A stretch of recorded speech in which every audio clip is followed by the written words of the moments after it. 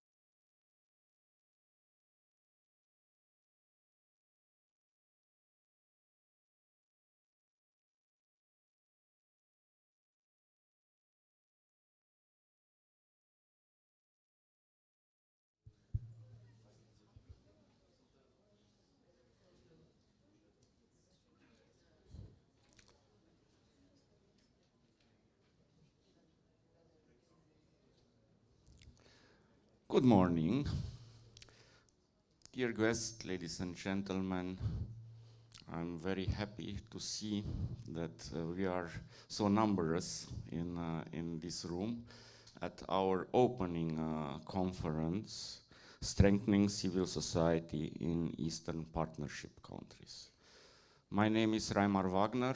I'm the project director of the Friedrich Naumann Foundation for Romania and Republic of Moldova.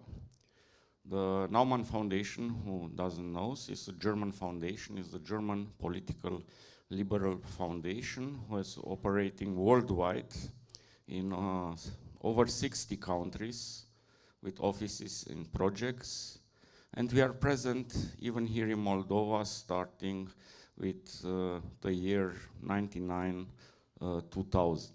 Even I, as a young person, was hired at that time to work in Moldova for that period. So I'm here on the ground, and the Naumann Foundation is here on the ground on almost, or maybe 24 years. Next year we will have 25 years of democratic activities helping civil society, free media, or liberal political forces here in Moldova to grow and to help for a brighter European future.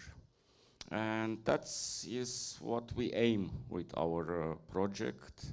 We are facing complicated times, but we faced also under the communist, under Voronian complicated times. There are always complicated times.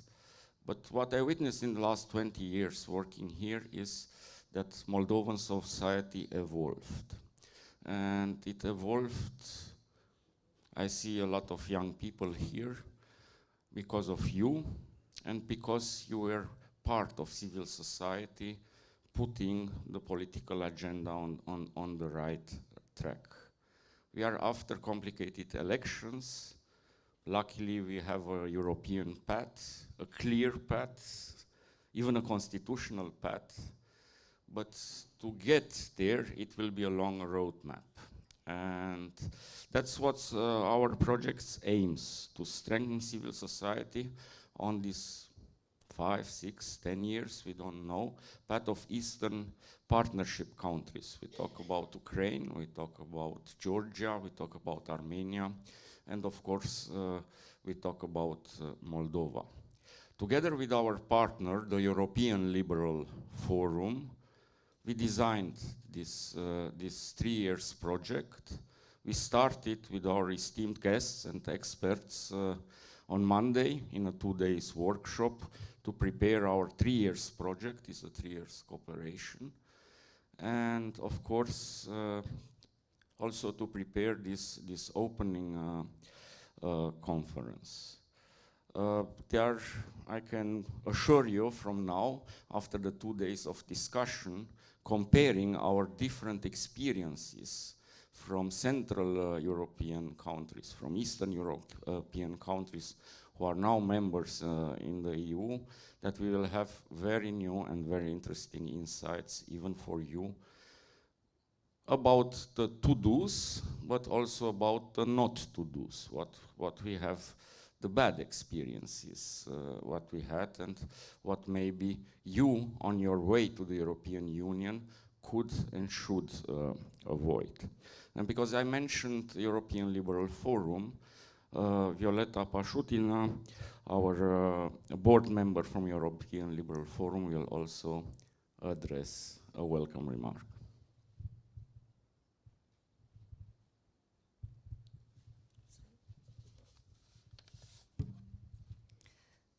Thank you so much.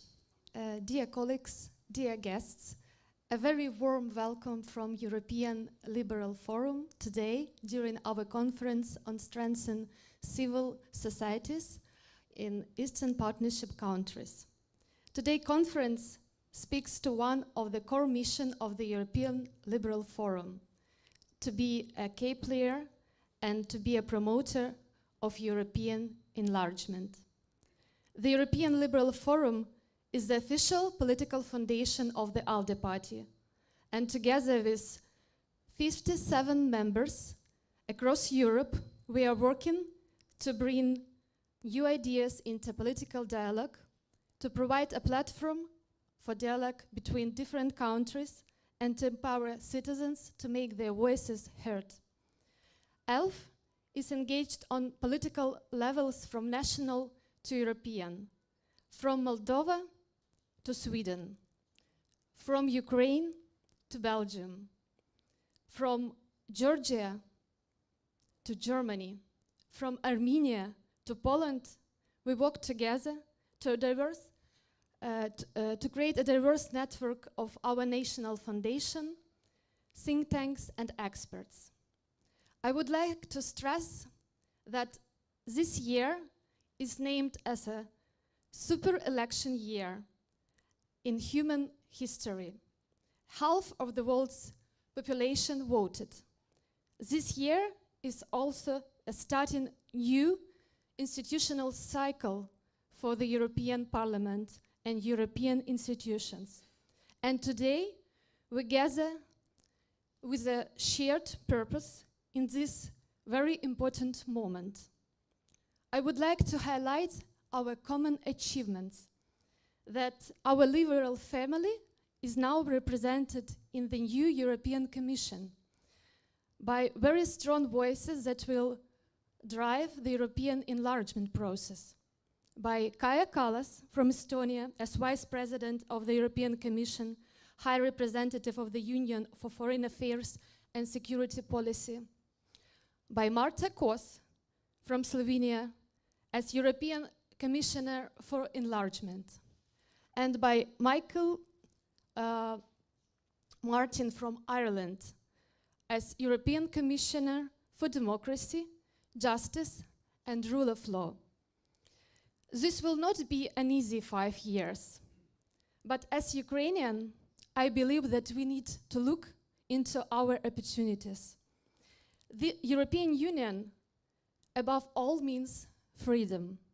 And we all here know what freedom means, how to live without it, how to live with it, and how to fight for it. The current geopolitical situation in the world and Ukraine have brought a new dynamic in the whole enlargement process. We live in a really historical moment where the enlargement process has become the priority for the European Union. And the whole negotiation process is starting and ending by fundamentals: the rule of law, conditionality, and merit-based approach. But at the same time, the gradual integration is a new element in this process. It is important, and it will help to show not just governments and not just negotiation teams, but ordinary people what they can achieve on the process even before their countries are into the European Union. I would like to return to a clear call to action from Kaja Kallas on her hearings yesterday. She said, enlargement is a geostrategic investment that it is for European Union's own interest. It makes our union stronger. It makes new members of the European family more stable and secure, and it makes us prosper. In the 5 next years, we need clear results here. And we all believe that civil society is in the heart of this mission. And my call for you today, let's work together, let's commit to this common work to bring results in this field. Thank you so much.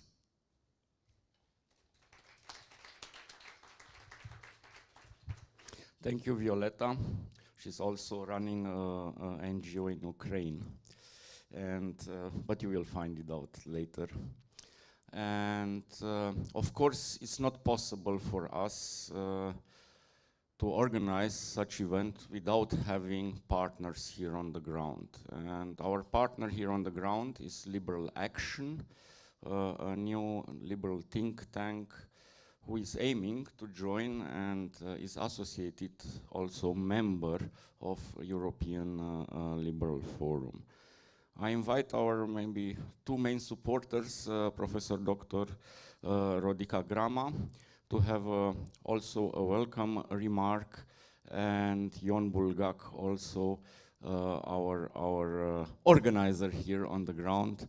Both of you, maybe you have a welcome address to our audience.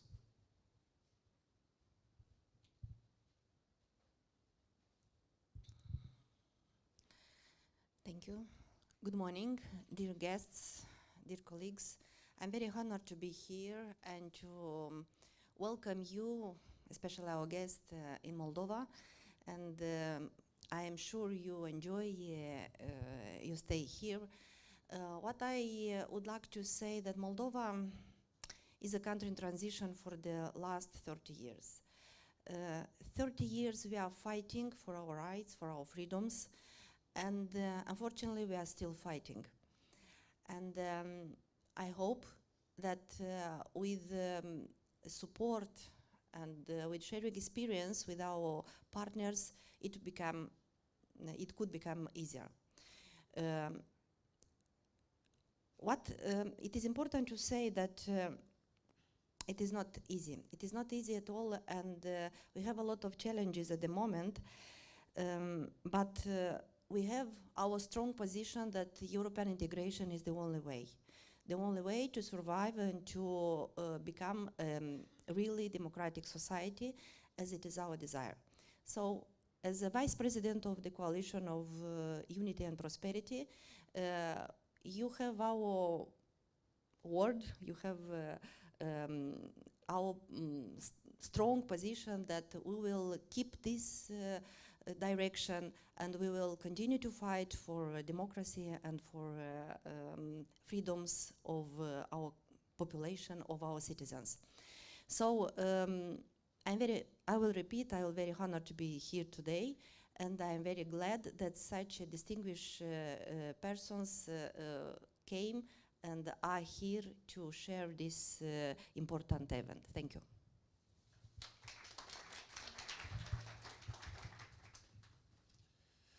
Dear guests, dragi oaspeți, it's our pleasure and a big joy for us to meet you all in Chisinau. I'm very happy to see a lot of beautiful people here in Moldova. I'm pretty sure that this project is going to have a huge effect on the way we, as active people from the countries which aim to join the European Union, can support and can do our best in order to fulfill this desire. On behalf of Liberal Action Moldova, I want first of all to thank Friedrich Naumann Foundation and European Liberal Forum for making this happening, especially in Chisinau. And generally speaking, this is one of our biggest achievements at this point, becoming a part and a member of the big European liberal family. It is very important for us, and yeah, again, from the whole team of Liberal Action Moldova, you have, again, our word. We're going to be good partners for you here in Moldova. And I hope this conference is going well. Please enjoy.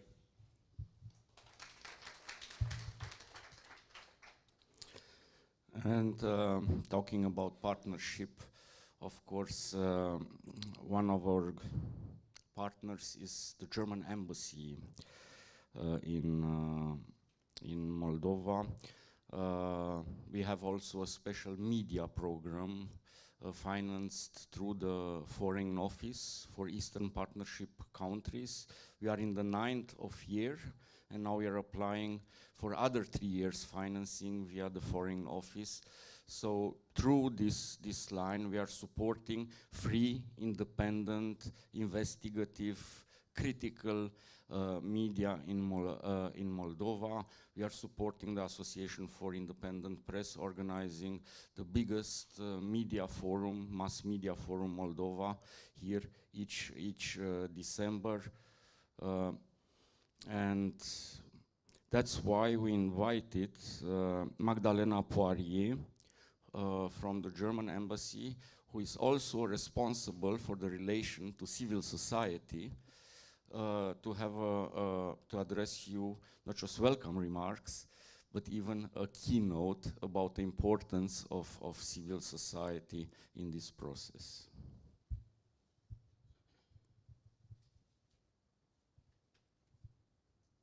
Thank you. Good morning, everyone. Yes, I was asked to speak about the importance of civil society. Many of you are civil society leaders, so I will try to keep my remarks quite brief, because I'm sure your discussions in the panels afterwards will be very useful and substantive as well, so I don't want to take too much time away from that.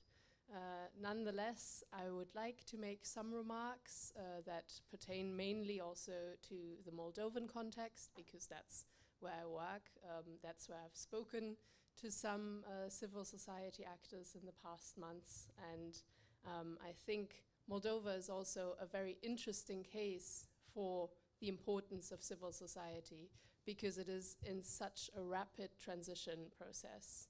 It formally started its path to EU accession less than 3 years ago, and in this short time span, a lot of things have happened that are causing massive changes to society.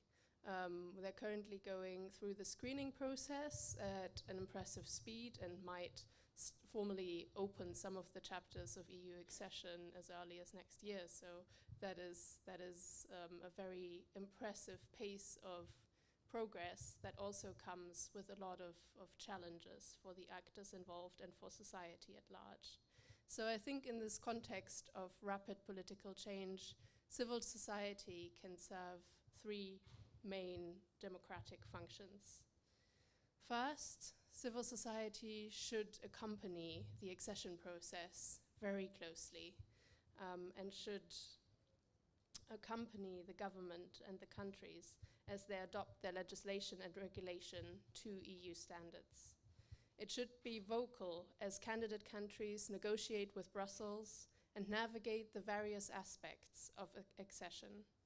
In Moldova, civil society can make sure that the swiftness of the procedure does not lead to blind spots on the agenda.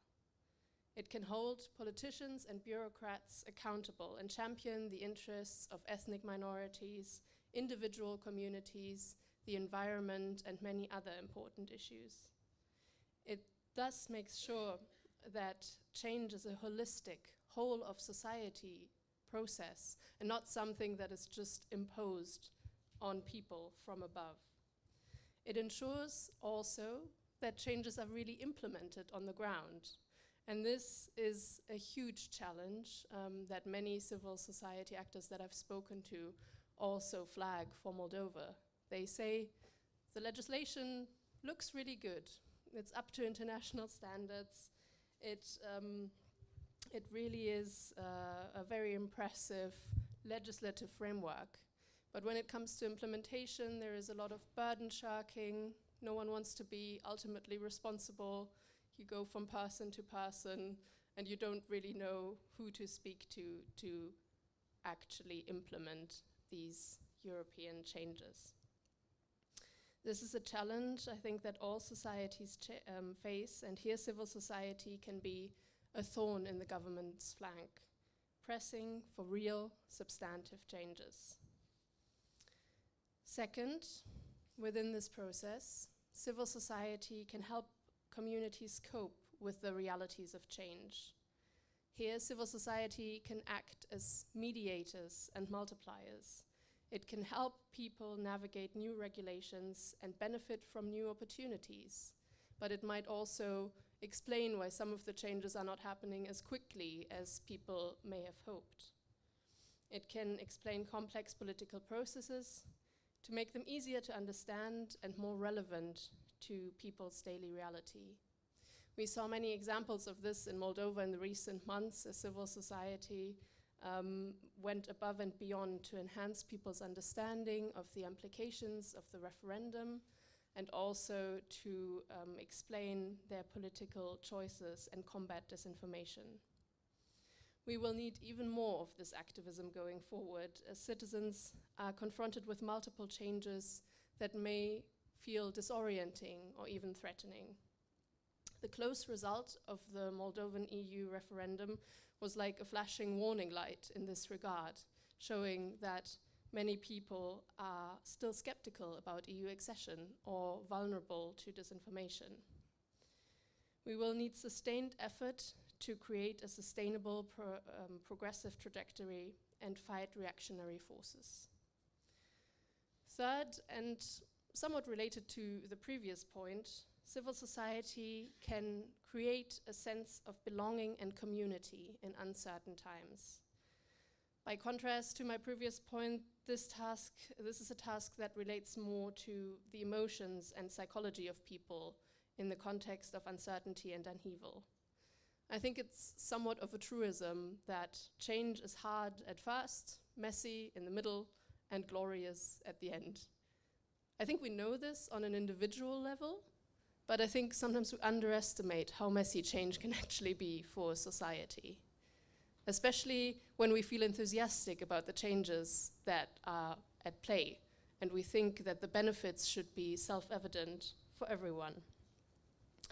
When people feel the ground shifting beneath their feet, they can become vulnerable to lies, manipulation, and propaganda. Civil society in this context can provide a space for us to reconnect, share our grievances and worries, and empower us to feel a sense of agency about what is happening to us. This is a role that civil society can fulfill much better than government agencies, especially in contexts as diverse and multi-layered as they are in many of the Eastern Partnership countries. But this task, again, comes with many pitfalls. How do we make sure we're not only speaking to the converted? Are we truly reaching disaffected parts of the community and those in danger of becoming indoctrinated or radicalized? It can feel like an uphill battle in today's context of rampant fake news, loud populism, and divisive rhetoric.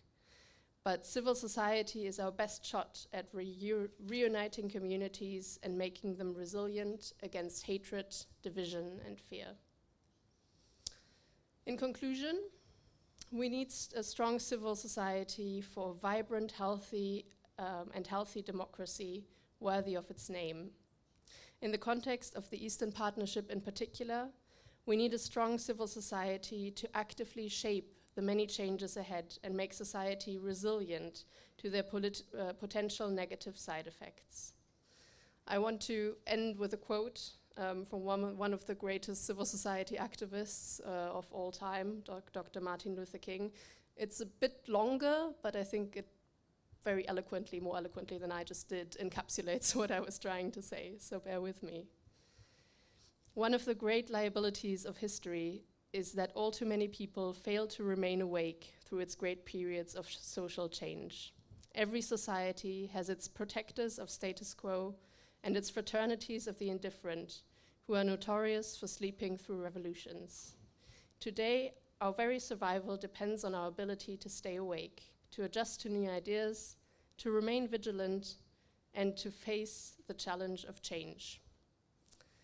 I'm very inspired and honored to be in a room full of people who are wide awake to shape the changes that are coming.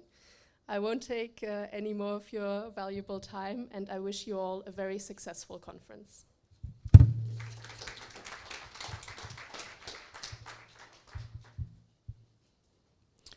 Thank you for these inspiring words. And indeed, we need more civil society. We need more NGOs explaining what European Union means. It was one of the outcomes of our today's workshop, indeed, that we need to communicate it more with people, to tell them what European Union and what the benefits of being part of the largest peace project in humanity history, at the end, to be part of it. And if all the EU members, the new one from Central Europe and from Eastern Europe, had the chance to have a large majority in population joining and intending to join the EU, in the Eastern Partnership countries, things are more complicated. Societies are more polarized and divided. And that's a new, we have new provocation to tackle. But about experiences, and maybe also to witness and to see that things are still complicated, even in the European Union, I invite our first discussion panel with Miloš Hodun from Project Polska, with Sebastian Pickel from Novum, from Slovenia, Institute for Strategic Applicable Research, and our project coordinator, Sergiu Boghian, will moderate this panel. We are also, when I say that the Naumann Foundation is on the ground, that means not just we are with projects on the ground, we have an office close to the German embassy is our office. We have an office here, and Sergiu is our coordinator implementing the projects on the ground. Sergiu, take over. Thank you, Reimer. And please take your seats. Okay, I will just stay here. One small addition to what Reimer said. We will have also online another speaker from Hungary. It's Zoltán Rasburg from the Republican Institute from Hungary. So we will have now a discussion about the worrying cases of Poland, Hungary, and Slovenia. And before we start, I would like to ask all the panelists and see if our technical team can find Zoltán and put it on the screen as well, so he can also see and respond to us.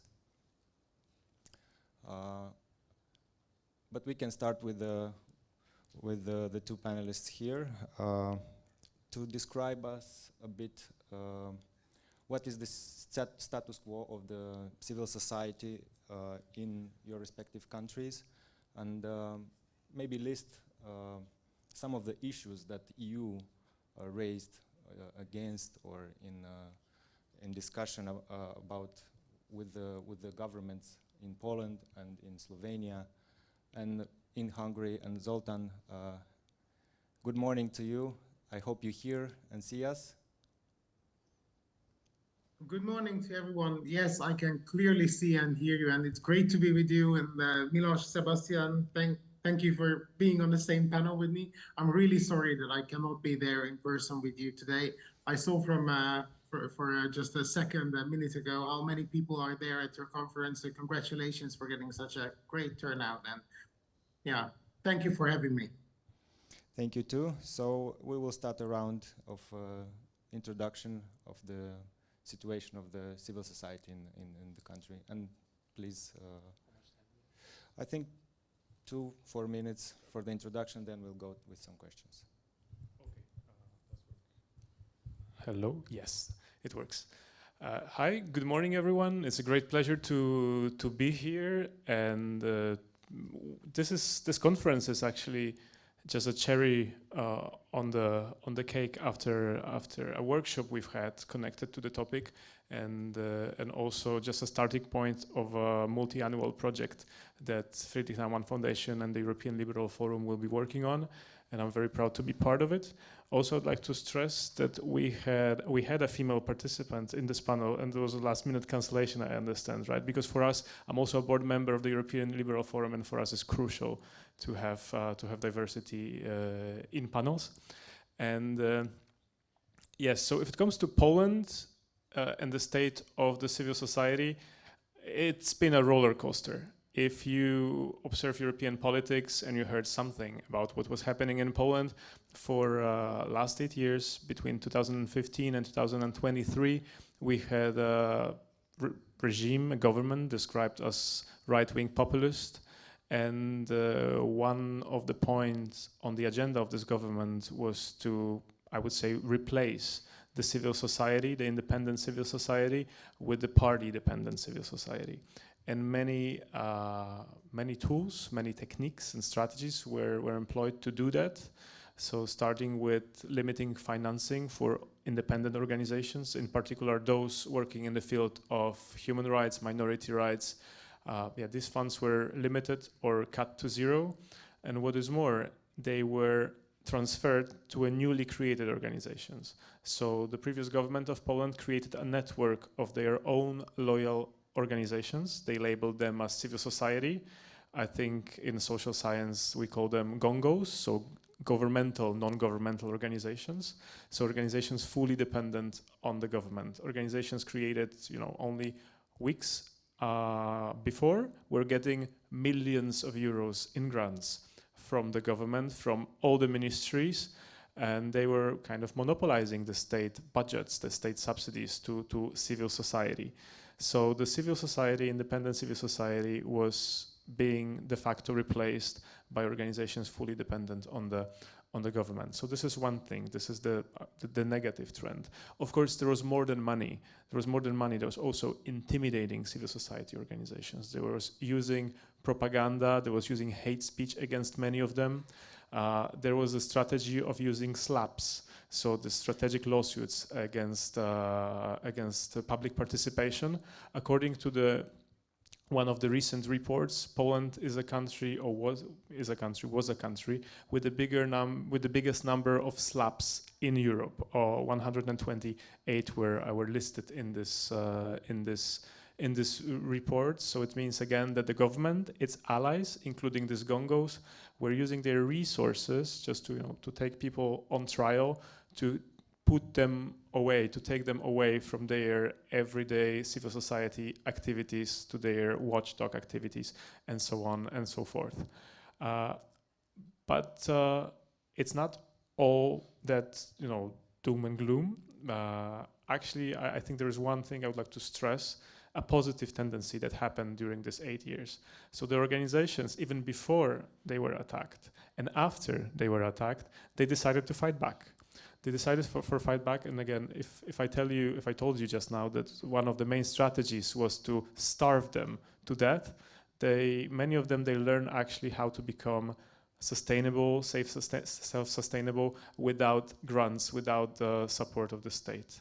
Organizations learn how to fundraise money, how to use crowdfunding systems, but also other methods, how to ask private organizations, private donors, companies for money to sustain their activities. And also many new organizations survived, which I also find, many new organizations were created, which I find extremely interesting. Some minority groups in particular, even before they were attacked, knowing the agenda, the program of that government, of the ruling party, many groups organized themselves, creating new organizations. And it was the case, for example, with the LGBTQI organizations. They saw the attack coming, and many new organizations were created already in 2015, 16, before the biggest attack that the government organized against them. So organizations were created, work on their visibility, and because of that, right now, after 8 years, I think this scene of civil society organizations is bigger and even more diverse than it was.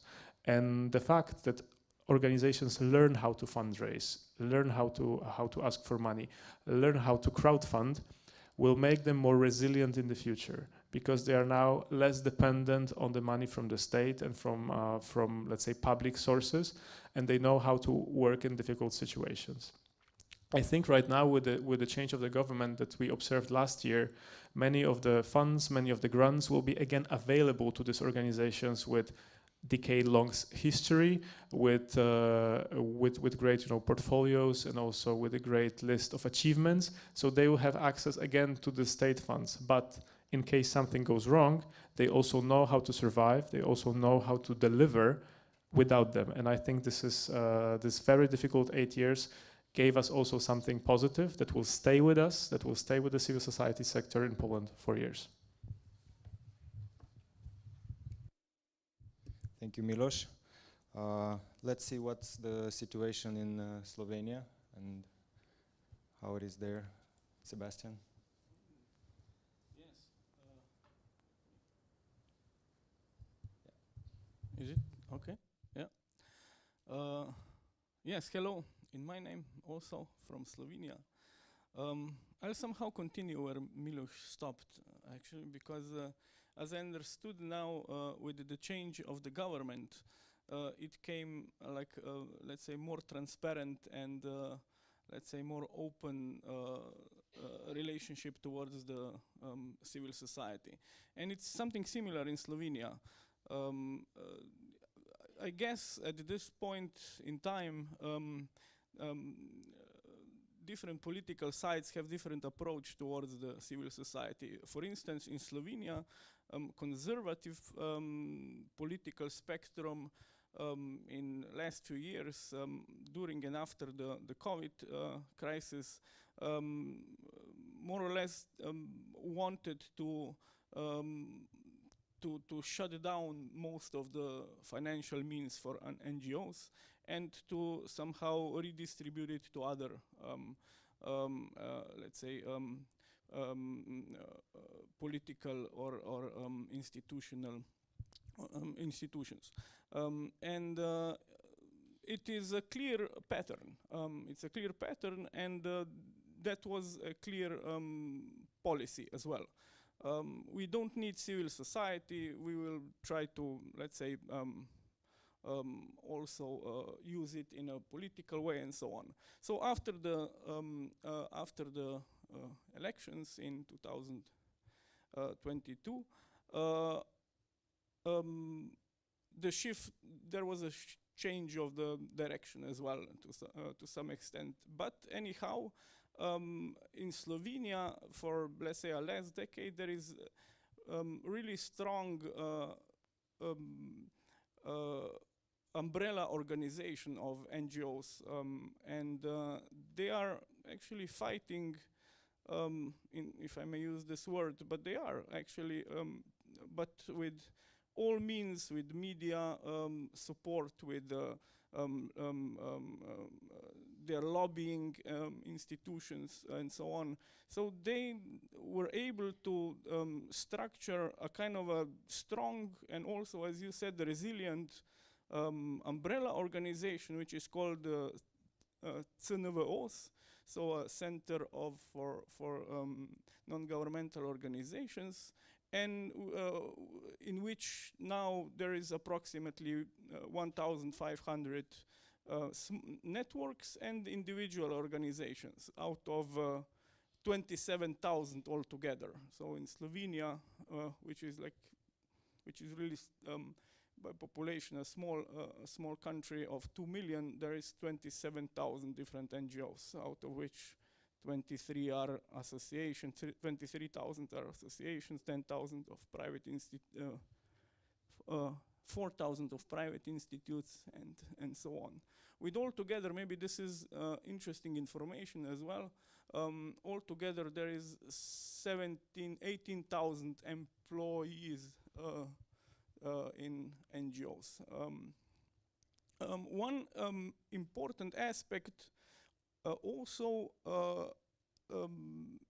after the, let's say, this common or umbrella organization, which has its own merits, is also professionalization of the NGOs.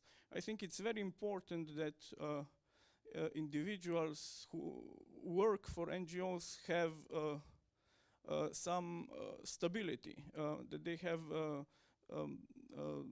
financial means to cover the wages, because usually projects, either national or European, usually cover costs of activities, not so much cost of personnel.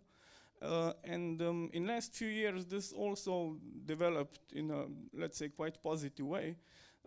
There are supports or grants by the calls by Ministry of by Culture, which support different NGOs for, let's say, 3 and 4 years, because, let's say, multi-year support offers much more, let's say, freedom to pursue larger scale projects from outside, or grants and so on, and it's positive.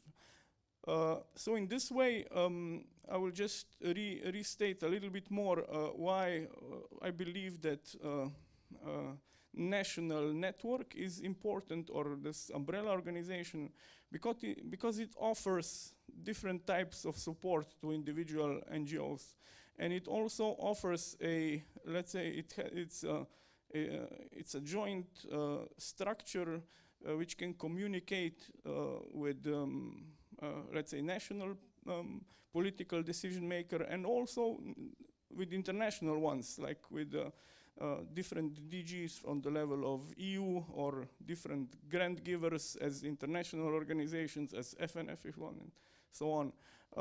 So I believe in order to, let's say, to strengthen NGO structures, such intermediate, or let's say, high level or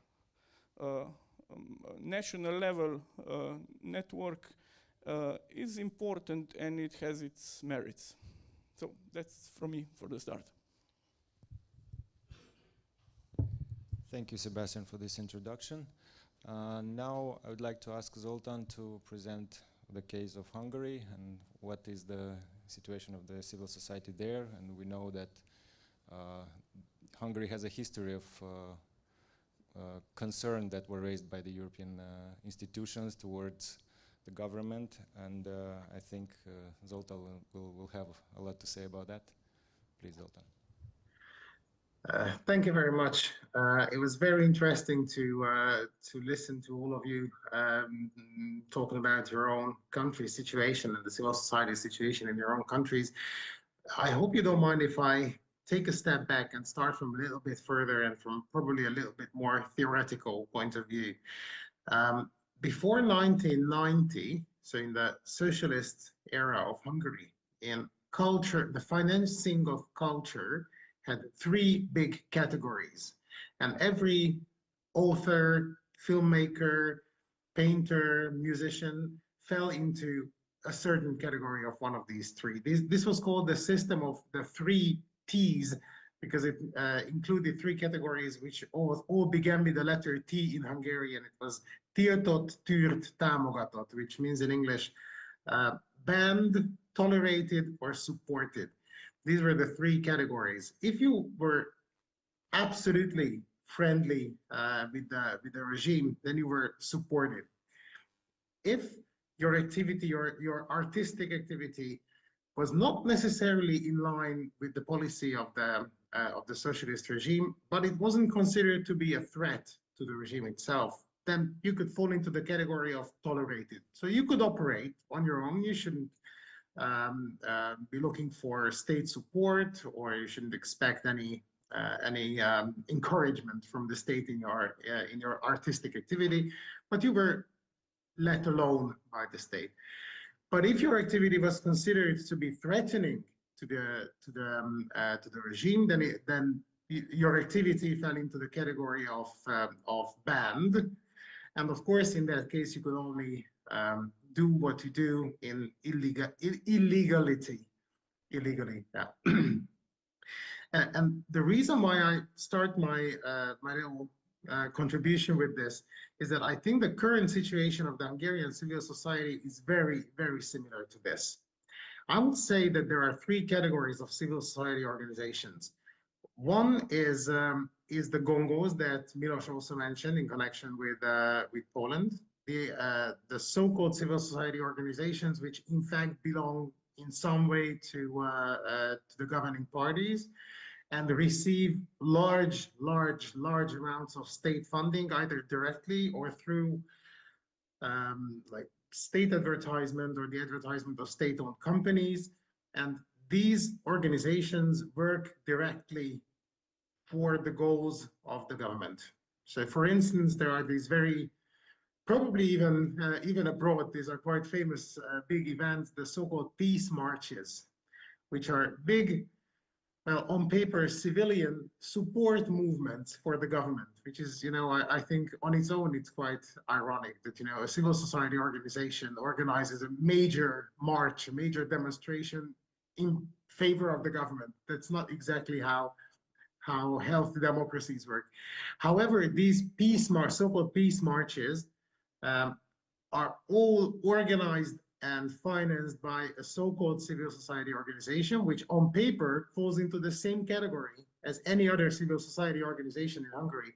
But of course, they receive state funding in some ways. There is a major category, the second one, which is the tolerated one.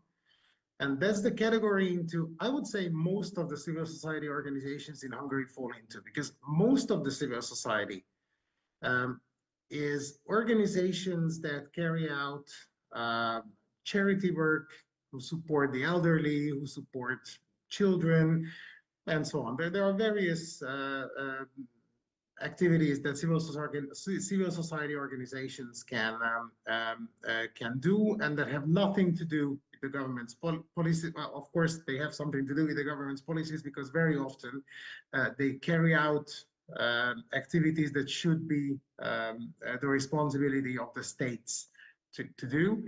But they are not criticizing the government. They don't have political agendas.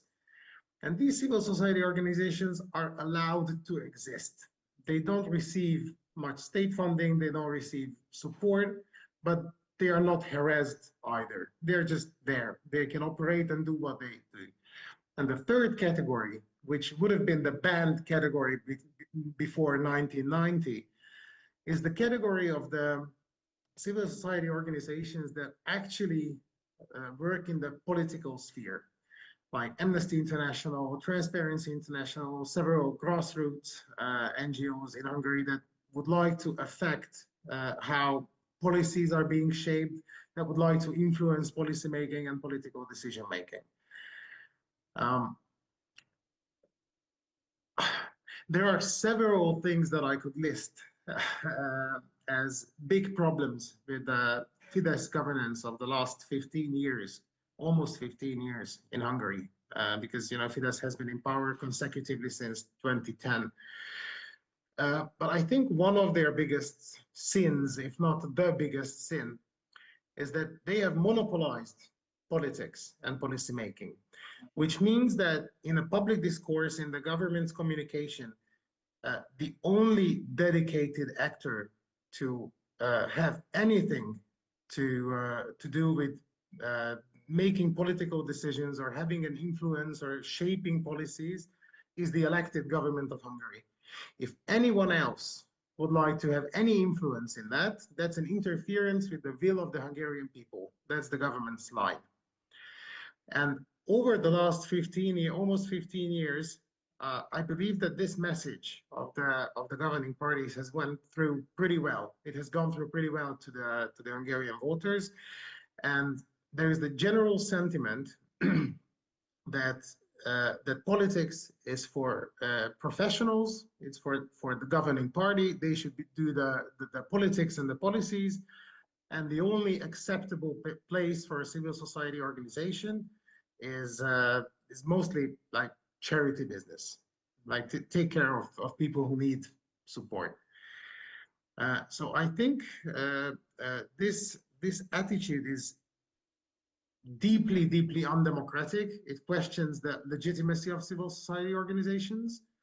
And I think it is very typical that over the last couple of months and years, we have seen how Fidesz can use this general sentiment against civil society organizations when it accuses them of attempting to influence policies, which is, like, that's what NGOs do. Like that's why people organize themselves. Of course, that's what civil society is about, to have influence on policies. Everyone has an agenda. Everyone would like to see their interests being represented in politics, but not everyone is a politician.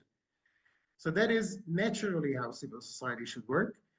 But I think the biggest and probably the deepest problem with the Hungarian civil society is that that currently anything in that direction is portrayed as a threat to the legally elected government of Hungary, which is the only dedicated body to represent the will of the Hungarian people in general. So I think as a beginning, this is what I wanted to tell you about. But there are several other issues that I guess are going to come up later in the discussion. Many of them are related to the issue of the Sovereignty Protection Authority, which was relatively recently set up in Hungary. But as far as I know, this is something that we are going to get back to. So I think I will stop now. Thank you, Zoltan.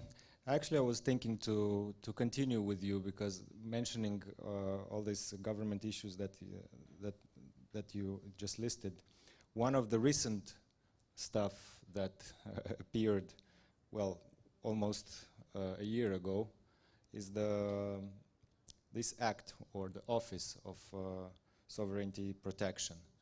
So can you introduce a bit why it was established, this office? What did it do till today? And what was the reaction of the civil society towards this? And is it the reaction of the civil society aligned with the EU institutions' narrative, or they have a different approach? Yes, so the Sovereignty Protection Office, I will just refer to it as SPO because I keep forgetting its name. SPO was set up in December last year by legislation passed by the parliament, because, as Fidesz has a 2/3 constitutional majority in the Hungarian National Assembly, virtually any legislation they propose gets through the parliament without any meaningful debate. So the authority was set up last year, and originally it was expected to be a campaign tool for the European Parliament elections of this year and the municipal elections, because in Hungary the EP and the municipal elections took place on the same day this June. It was a very unfortunate development from Fidesz's perspective that a major scandal broke out in February when it turned out that the president of Hungary pardoned a person who was sentenced for being the accomplice of a criminal, also sentenced for pedophile criminal acts. And that person was pardoned by the president of the republic. So eventually that was a huge political scandal. Eventually the president had to resign. And this scandal became one of the most important topics of the European Parliament elections. And as a result of this scandal, this new party formation called TISA, which is now virtually the most important political phenomenon in Hungary, was born, which is a new opposition party, which managed to get almost 30% of the votes in the EP elections only after like 4 months of existence. So it was a huge success. Anyway, why I'm telling this is that eventually, due to the changed circumstances, the Sovereignty Protection Office couldn't function in the way for which it was originally set up, because it was simply not that interesting. The whole topic of sovereignty, which is supposed to be, or I believe Fidesz planned to be the central topic of the EP elections, was just not that important anymore because something else came up. So it was very interesting to see that even though the SPO was set up in December, for several months, we couldn't really hear anything about it.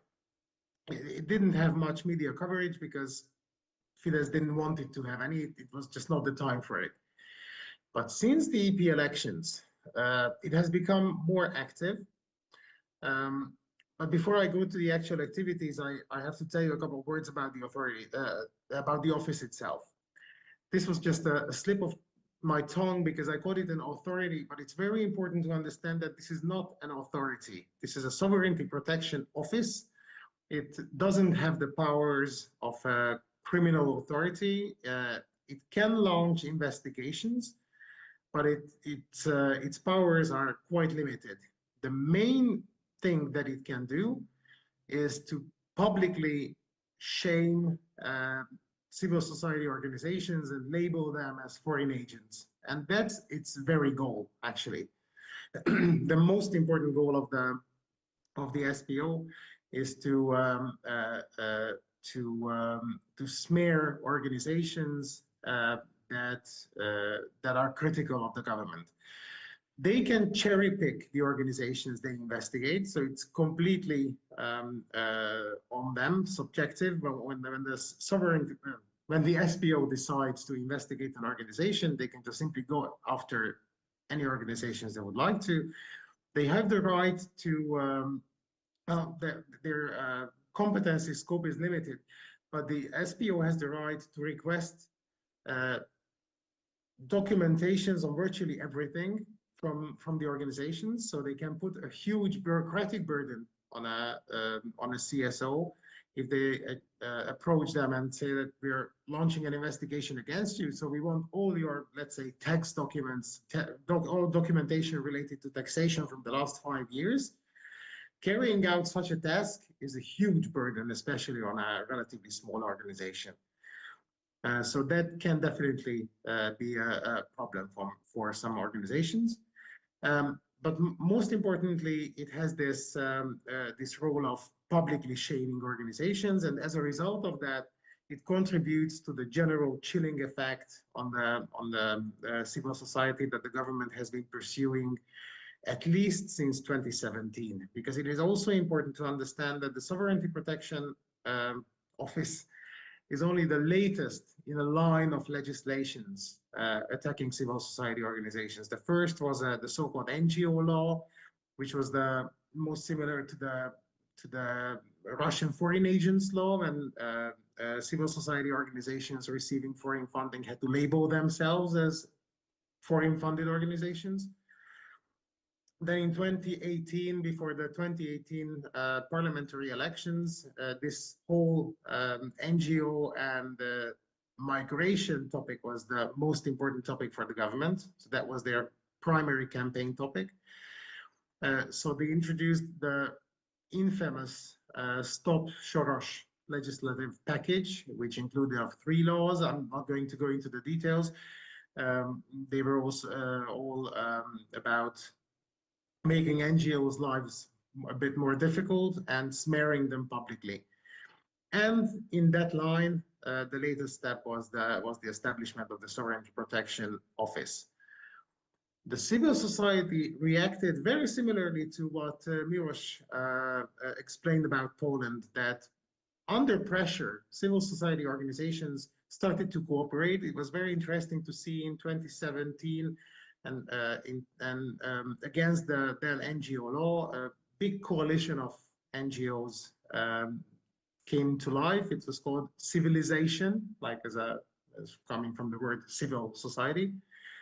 And it included several NGOs, not only the big ones, so not only the Amnesty International, Transparency International, and these big international ones, but several grassroots civil society organizations as well. They protested against the legislation, and this platform, this is informal, so it's not a registered organization, not a registered umbrella organization. It's an informal platform, but very often it communicates on behalf of all the member organizations. So it is certainly a good platform to have joint opinions and joint reactions to threats to civil society. This was like the protest and the opinion of the civil society organizations was very much in line. I'm just trying to respond to your questions. It was very much in line with the approach of the European Union, because actually an infringement procedure against Hungary was launched after the Stop Soros legislative package as well, which eventually was referred to the European Court of Justice, and the European Court of Justice decided in 2021 that I think it's almost exactly 3 years ago, I think it was November 2021, when the ECJ decided that the Stop Soros laws were against EU law and called upon the Hungarian government to act and amend the legislations. The government hasn't amended it yet, so it is still in the national law. It is part of Hungarian national law. It is another question that it has never been acted upon. So no civil society organization has ever been fined or persecuted based on this, based on these laws. The main reason for that, I believe, is that it has never really been meant to be actually implemented. Its reason is to be there as a potential threat, to have this chilling effect, as a sort of Damocles to hang above the head of NGOs. And I think that the Sovereignty Protection Office is very similar to this. Although since the summer, we could see that it did launch investigations, and it is actively in the business of smearing NGOs that are critical of the government. The 2 main targets of the SPO so far have been Transparency International Hungary and Átlátszó.hu, which is an investigative portal, well, probably Hungary's most important investigative portal, and well, it's partly a news outlet and partly a civil society organization. And in both cases, the Sovereignty Protection Authority found that these organizations are funded from abroad and they work against the will of the Hungarian people. They work against the interests of the Hungarian government. So they are virtually foreign agents. That's the verdict. Okay. So the point is that regardless of what conclusion the SPO's investigation gets to, it doesn't really have any legal consequence because it is not an authority. But it is very good to, for propaganda reasons for the government, it's very good to have an on-paper independent state body to carry out its on-paper independent investigations against these organizations. So eventually you have an official state-issued report that these organizations are working against the will of the Hungarian people. Zoltan? And just one very little last addition. I know I've been speaking for quite a long time now, is that I think what is very, very much telling of the actual purpose of the SPO is that a person called Tamás Lánci was appointed as the head of SPO. Tamás Lánci is not a national security expert. He's not a former, I don't know, criminal investigator. He doesn't know anything about examining or investigating threats to national sovereignty or national security. He's actually a propagandist, and that's what he has always been. In 2018, when this was the main topic of Fidesz's in the elections, there was a pro-government outlet that published pages of names under the title, "This is the Soros Army," the army of George Soros, the people who are conspiring against the Hungarian government. Zoltan, I'm sorry, can I interrupt you a bit?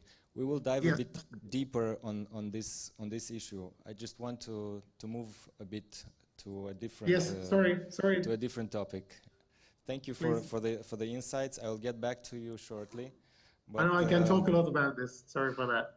I wanted to also announce the audience that we will have a Q&A session. So if you have some questions to our panelists, please prepare them. And before that, I want to move to Poland and Slovenia.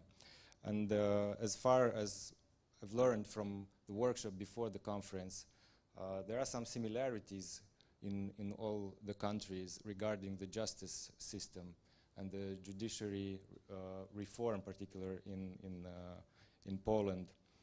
And how does the Polish government justify its reform in response to the criticism from the EU, and what is the civil society approach towards these reforms in the judiciary? Milos, if you can go into that. Sure. Yeah. So going back from Hungary to Poland, but many issues are very similar or the same, or they were similar or the same. The justice reform, how the government called it, was a crucial part of their agenda for this 8 years when they were in power. If there's one thing that they wanted to accomplish, I think, with their rule, it was the change of the elites, and I think this was part of this agenda. So with the justice reform, they wanted to change the judicial elites. They wanted to change the people who were in charge of the justice system, and I don't think there was really much more behind that. There was the official slogans. One was saying that we have to replace all the post-communists, all the people who are still nominated and educated in the communist system from the system, because 30 years after communism, this is not the time any longer for them to be there. People who finished these schools should not be there. So this was one part of the official explanation.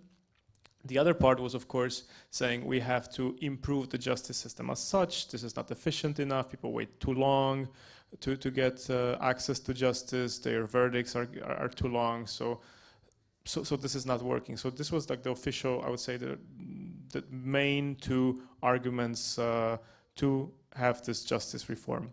What the really reform was about replacing people with their people. So replacing people who were going through this career path established by the state, by universities, by corporation of lawyers, with a very simple path of who is more loyal to the ruling party. And so we had a situation when judges who for years could not advance in the system because their peer-to-peer review was negative or not good enough, and they were stuck somewhere there on the low-level courts, immediately or very quickly after the new party came to power, could advance from the lower courts even directly to the Supreme Court. So judges who were mediocre or below mediocre but were loyal could have a really speedy path of advancing in the ladder, and we see the consequences of it. So again, I think it was all about replacing the elites. If you have a situation like that, it means, first of all, that you cannot replace everybody because there are thousands of judges, and it's hard to find thousands of people who are that loyal. I mean, legal educational system is connected with some values. In general, if you finish like a law school, and then if you go to the bar, you are being trained that legal job, being a judge, means independence, means sovereignty, means that you cannot be really dependent on any political party or any group of interests. And I believe that most of the judges, they follow this path. They feel these values, they internalize these values, and they do that.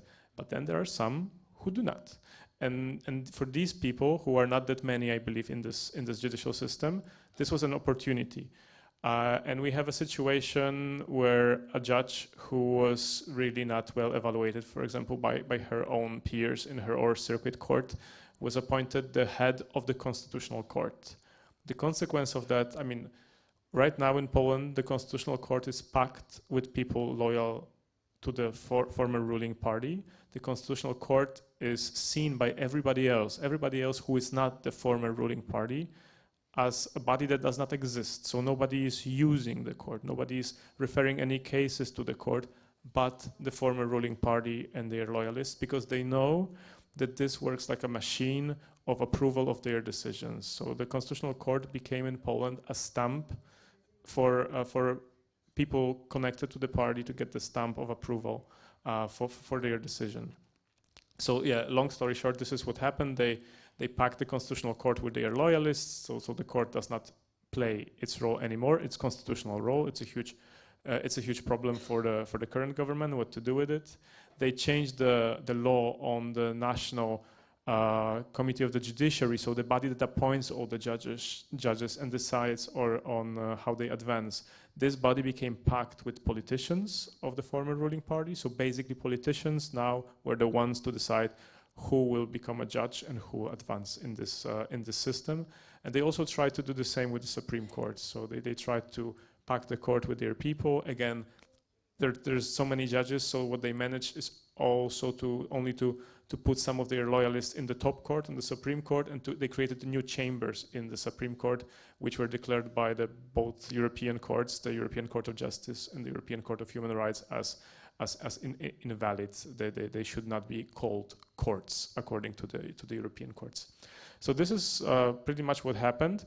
And now when you ask what was the reaction of the European institution, obviously the reaction was very negative. So we have all the European Union institutions talking against these reforms, calling them deforms, calling them destructive, calling them something that should be reversed immediately. We have judgments of the European courts, as I said. We had the declarations of the European Parliament, and we have the procedures of the European Commission. So all the European system said this is not actually a reform. This is something that is being done to destroy the system. This is something to be done to replace the rule of law with the rule of one party.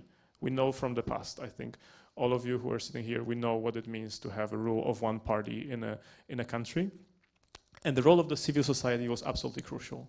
And the role of civil society was to mobilize, since day one, people against these harmful reforms. And the beginnings were very difficult, because imagine 2015, they dismantled the Constitutional Court, and then the NGOs, media, professors, academia, people were saying, rule of law, we have to protect the rule of law. People were like, what does that mean? I mean, you know, if you finish probably even if you finish high school, you are not really familiar, or at least in the Polish case before 2015, you were not familiar with what rule of law was. Now you are, because of all these 8 years.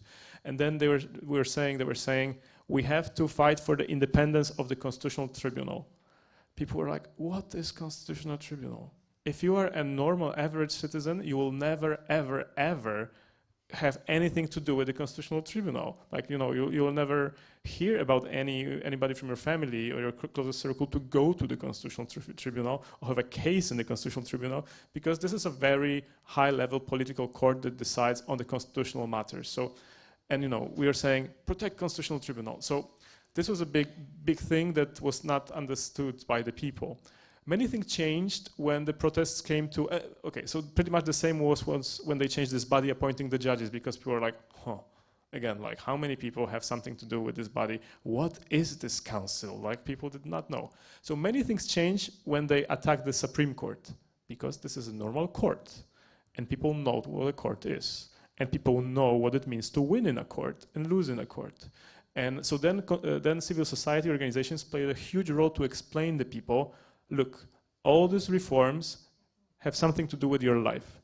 Because organizations were giving real life examples. If the court is packed by the loyalists of the party, and you want, I don't know, and you have a business partner that you want to go to the court with, imagine that the other person is closer to the ruling party. Who will win the case? Or imagine that you are divorcing your wife or husband, and your wife or husband is a party member of the ruling party. Who do you think will get the custody, or will be closer to get the custody? So the role of the NGOs was to explain to the people that something that we call justice, tribunals and stuff is actually about your everyday life. It's actually, and I had this feeling that when protests started, NGOs started protests against this destructive reforms of the Supreme Court, for the first time in Poland, if it comes to this protest, they became not only mass protests, because they were mass before, but they also engaged young people, because they finally also understood what is at stake. So the role of civil society was huge in explaining and translating these big abstract words in something very practical and understood by the people. And what I always repeat, that there were 3 things that made the big change possible in last year, the change of the government last year. So one was independent media that we always had in Poland. So, sorry Zoli, but I like to compare it to Hungary, because these things are different than in Hungary, I believe. So one thing is that the independent media, because the media landscape in Poland is very diverse, vibrant, with many media owners and many opinions that you can get, not controlled by the government or parties. The other thing was independent or very active local government, with mayors, especially mayors of big cities, playing a huge role in protecting democracy in their local environment, and creating kind of a democratic alternative to the non-democratic regime on the central level. And the third thing is actually civil society. A civil society that was bringing people to the streets, that was explaining people, that was replacing so many services banned by the state, or kind of forbid by the state, by their own services. This is, for example, my organization. In 2017, when the ruling party decided to, some members of the parliament of that party decided to sign a bill to punish with up to 3 years of prison everybody who is talking about human sexuality to minors. They just said, okay, so teachers, psychologists, NGOs, if you talk about sexuality, if you talk about LGBTQI rights to minors, you should be punished with up to 3 years of prison. We went to the streets, we were protesting in the parliament, but then we decided, okay, we have to do something about it. And we were not doing it before as an organization, but we created a program to support teachers, educators, people who work with youth on how to deliver this science-based, WHO-approved curricula to the minors, so that they have access to knowledge that normally they would not have. So many organizations started kind of, I don't want to say replacing the state, but subsidizing the state, going into the niches where when state was abandoning them. Many civil societies organizations were going there and not only like services, you know, like charity services, this kind of stuff, like delivering information, giving access to information, giving access to knowledge, giving access to skills to build vibrant, diverse, open society for the future. So yeah, without civil society, I don't think the change last year would have been possible. Thank you, Milos. I would like to hear from Sebastian as well, as I learned that in Slovenia there also are some concerns formulated by European Union regarding the judiciary system, but specifically also is some concern about media freedom, and maybe you can develop about what is it happening in your country, and then we can move forward to open questions from the audience. Yeah, if we heard now two cases which are, let's say, lasting for a decade. In Slovenia, we had our, let's say, short period of conservative rule during the COVID times, and so from I think 19 to 22. And in that period, actually, our that time Prime Minister Janez Janša, and he is a great friend and fan of Orban, tried to somehow introduce some of the policies or changes which were brought to the Hungarian society in the last decade. But if I include somehow the civil society into this story, actually they were quite instrumental in somehow keeping these, let's say, conservative changes out of implementation. So what happened even before I think it was February 2020 or something, just few days before the new conservative government took place, civil society already organized itself. You know, they said, you know, we know that he is going to try to change the some directions how we live, so we will start even before. So we won't let him do. If it's, you know, if we can stop it, let's start. So the first action was to organize so-called Friday afternoon bicycling around important institutions. So every Friday afternoon, members of civil society, individuals, journalists, at 5 o'clock, they got together with bicycles, and they were bicycling around, government building, around parliament, different institution, ministries, and so on. So this started as a kind of a initial, how should I say, public manifestation. And it then, through the weeks, months, and years, became a major and main protest towards the conservative government, and parallel to that, all different ad hoc, let's say,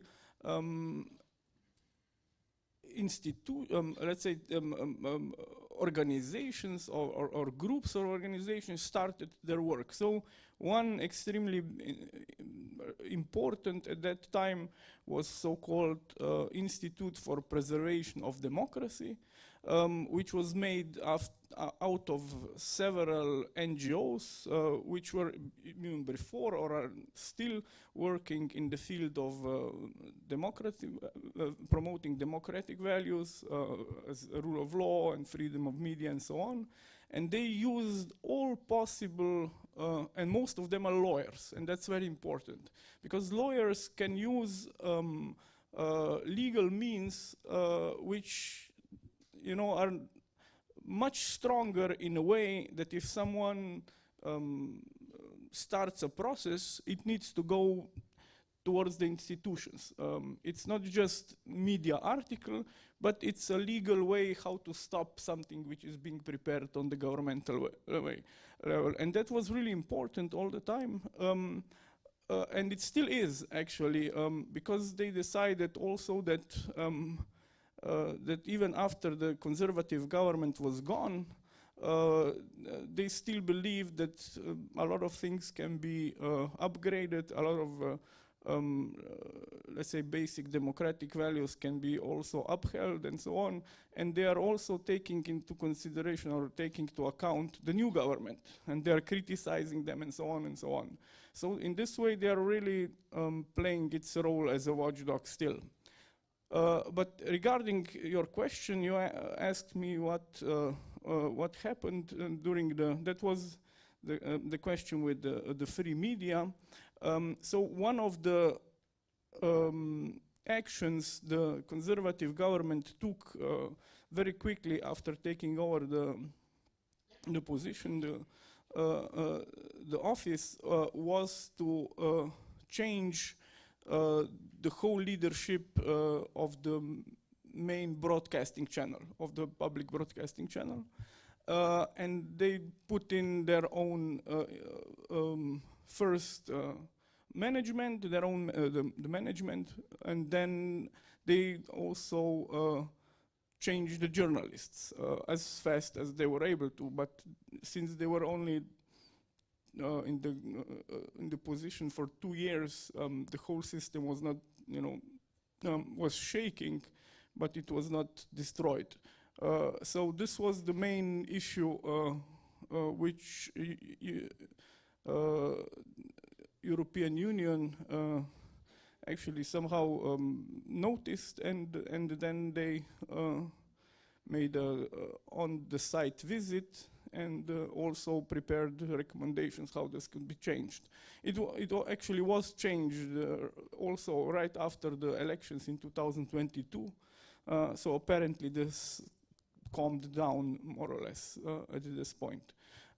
So yeah, so what I can, if I wrap this up, what I can say is that our conservative government just didn't have enough time to start this, let's say, deep and change of a value structure. But also, I believe, as I said, that the civil society played a very important role, role that this hasn't happened as fast as it could be. So yeah, in this case, I can say that yeah, civil society's role is very important, and it needs to have some, let's say, ideas how to organize also parallel to the funds for governmental funds, if so some foreign intervention or some foreign funds are always important for basic functioning in time of crisis and such stuff. So yeah, that would be from my side.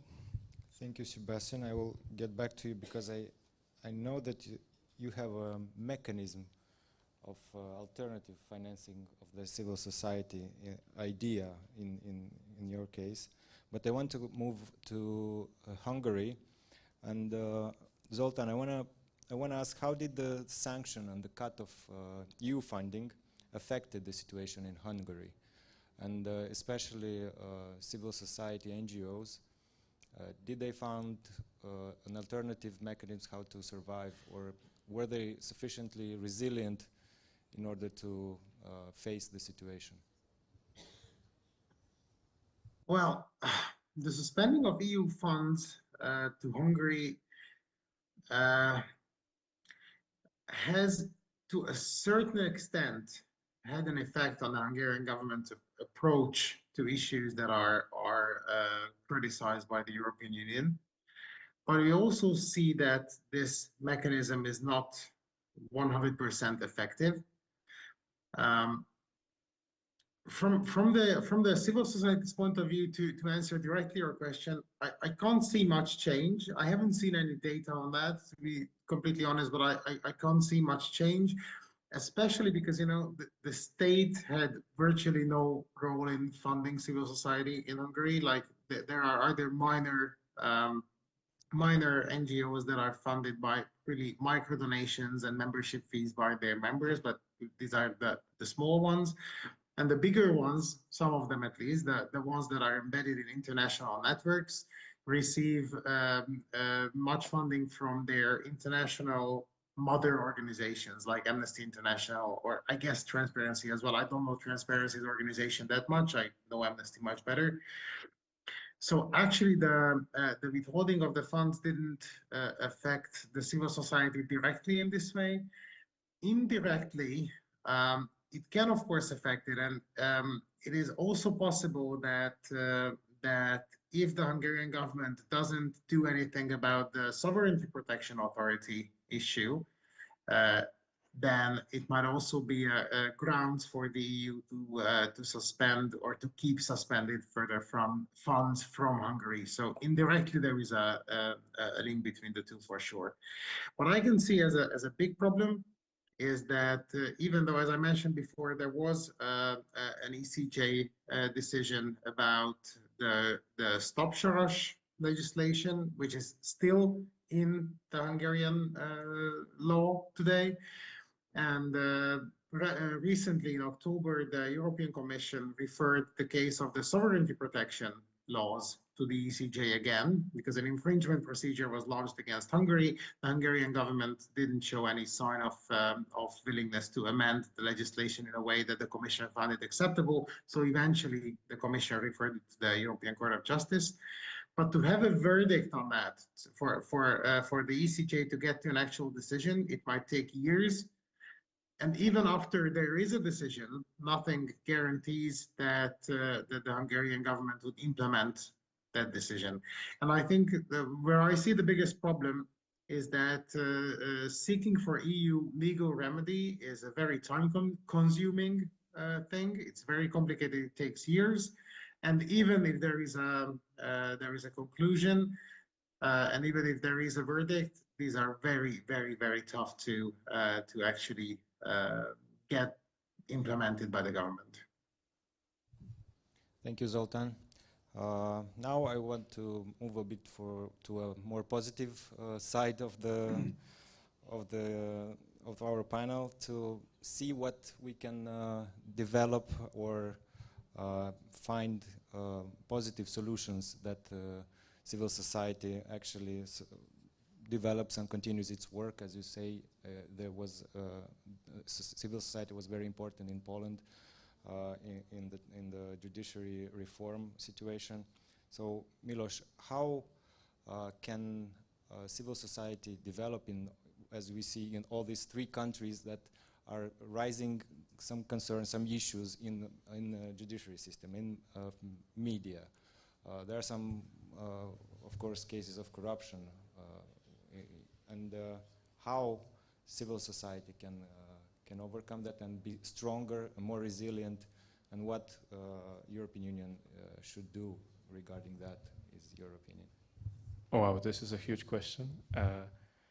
Yeah, so I think that I don't want to theorize, but like the Polish example shows that there is several things you could do to survive and get stronger.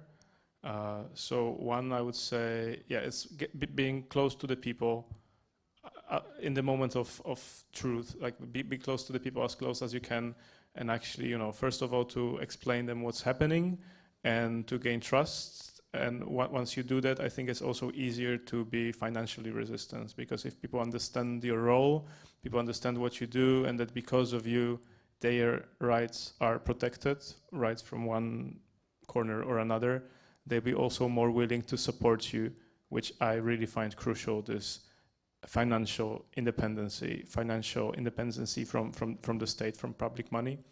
So I would say that. The other thing is, my advice would be build coalitions, because, coalitions of even very small NGOs matter. And Polish case showed it also. and it's not only the case of the mobilization against the judiciary reform, but also we saw massive mobilization and massive coalitions being built around other issues that were tackled or attacked by the government. For example, the education reform, which was huge and of gigantic importance for Poland. And we saw these ad hoc coalitions being built against this reform, which changed for like a permanent communication platforms of NGOs. So I think building coalitions is absolutely crucial because of the synergy effect, because of the fact that together many organizations, they can do much more, and they have impact. They have impact also in their local communities, which is huge. So I think that my main advice would be probably that: try to be close to the people, financially independence, plus build coalition. And if it comes to the EU, yeah, again, like I think European institutions, European Commission, Parliament, they understand how important civil society is for the democracy, how important it is for the development of the society as such, of the development of the society, in the consequence also of the economic development, and they invest in civil society. I think it's important that in countries which struggle with democracy, any punishments towards the government cannot punish civil society, which is very, very important to me. So I think if you think about limiting funds for one state or another, it is important that these funds still reach civil society who do a good job and are independent and fight for democracy. And I think the mechanisms have to be found out and improved, and this is something that is happening. And yeah, also I believe that European Commission, European authorities must use all the means to protect the rule of law, because the rule of law is something that affects not only civil society but is affecting us all. And I think that the European Commission very often was just using very many words, but some deeds were missing. And I hope in the future we will see even more deeds from the European Union side. And I think we will see that, because members of citizens of the European Union, they feel more and more insecure. They see more and more threats coming from inside, but also coming from the outside. And I believe that European institutions will be more and more willing to act against these threats. And threats against democracy are against threats against all the European citizens. And I just would like to stress this thing, that talking about the rule of law, talking about civil society, if civil society is rotten in one state, it's actually becoming rotten in all the European Union. If the justice system is rotten in one state, it's being rotten in the whole European Union, because we are living in the European Union. Really, if you are a citizen of Poland, Czech Republic, Slovenia, you are a citizen of Europe, and I have access to, and maybe I will need access to the justice system in any other country. So if something is bad happening in one of the countries, it may affect me, my family, my company, my business. But I think we have better understanding after this years of illiberal regimes in Poland and Hungary, that this is actually one system. We're all connected, and the European Union has to fight against these breaches of democracy, these attacks on civil society, because they affect us all. And if you live in Brussels, you may be affected by a corrupted judge nominated by political party in Budapest or in Warsaw. It was supposed to be positive. I think it kind of. But maybe one last thing I would like to say. After the change of the government in Poland, we have for the first time ever a minister responsible for civil society, a minister responsible for development of the civil society. I believe this is a big thank you from the new government to the civil society. For the first time, I think the role of civil society was appreciated, and a minister was appointed who is responsible to listen more and to respond to civil society needs. Also, Poland will take the presidency in the European Council as of January 2025, and this presidency is going to be also very much oriented towards the civil society in Poland. a civil society, an NGO council was created also to help the government to go through this presidency. So I think many positive changes are actually happening.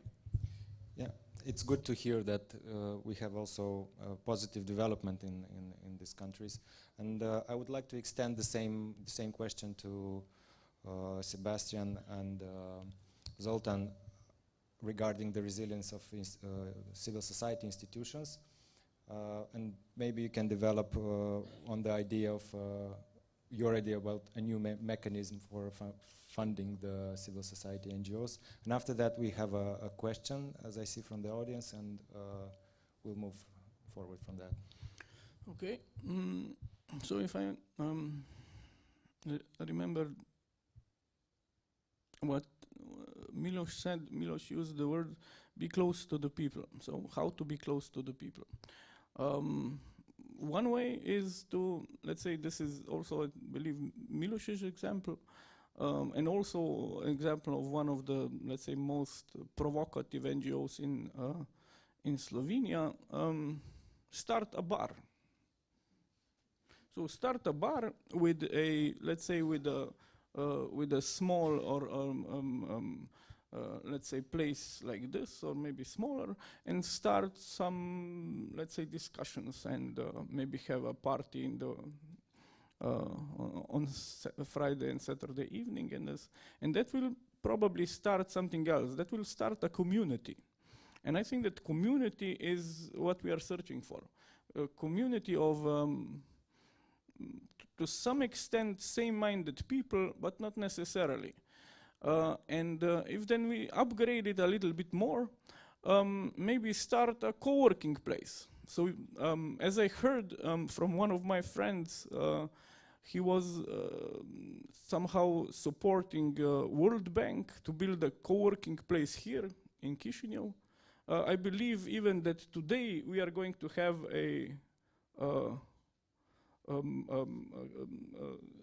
an event there, if I'm not mistaken. Maybe I am, but anyhow, apparently that co-working space is working really well. One building was renovated, and my friend Luka Piškorić, who is also running a co-working space in Ljubljana, was engaged by the World Bank to help build that. So that would mean starting a network, building a network. And then after the network, but not necessarily in this, let's say,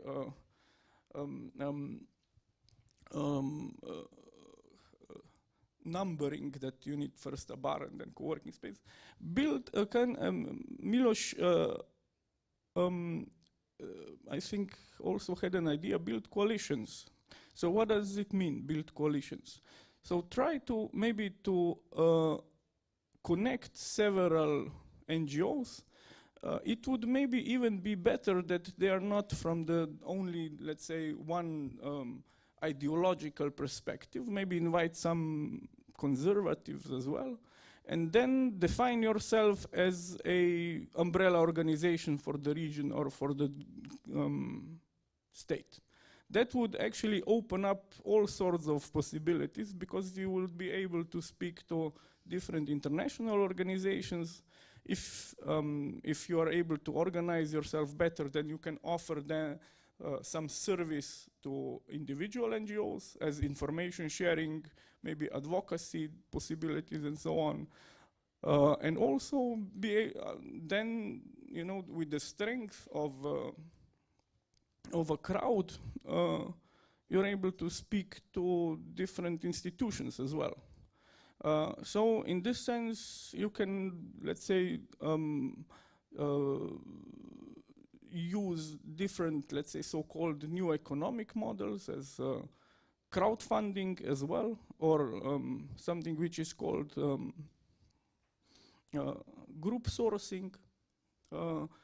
And these are all, let's say, these models are all, or were all beneficial in Slovenia to, let's say, for re-establishing or strengthening the specific civil society actors.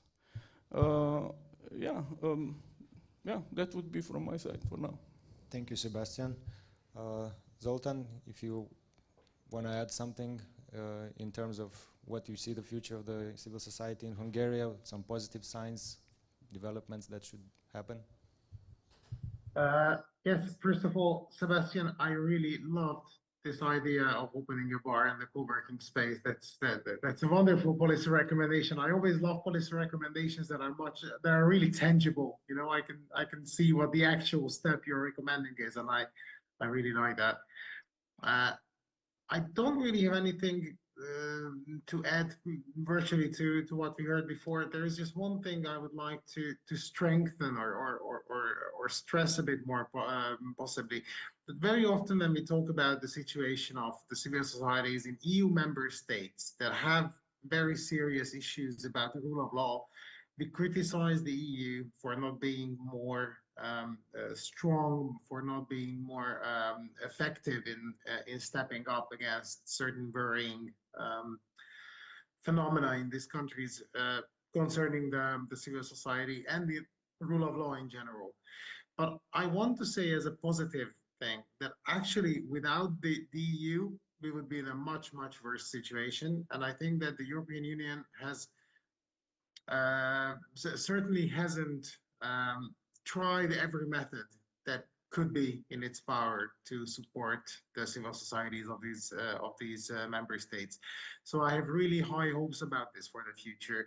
And when in my last contribution, I spoke about a little about the funding of Hungarian NGOs. So opening up more channels to the Hungarian civil society directly from the EU, which shouldn't go through the Hungarian government in any way, for instance, where money tends to get lost or get eventually to wrong hands.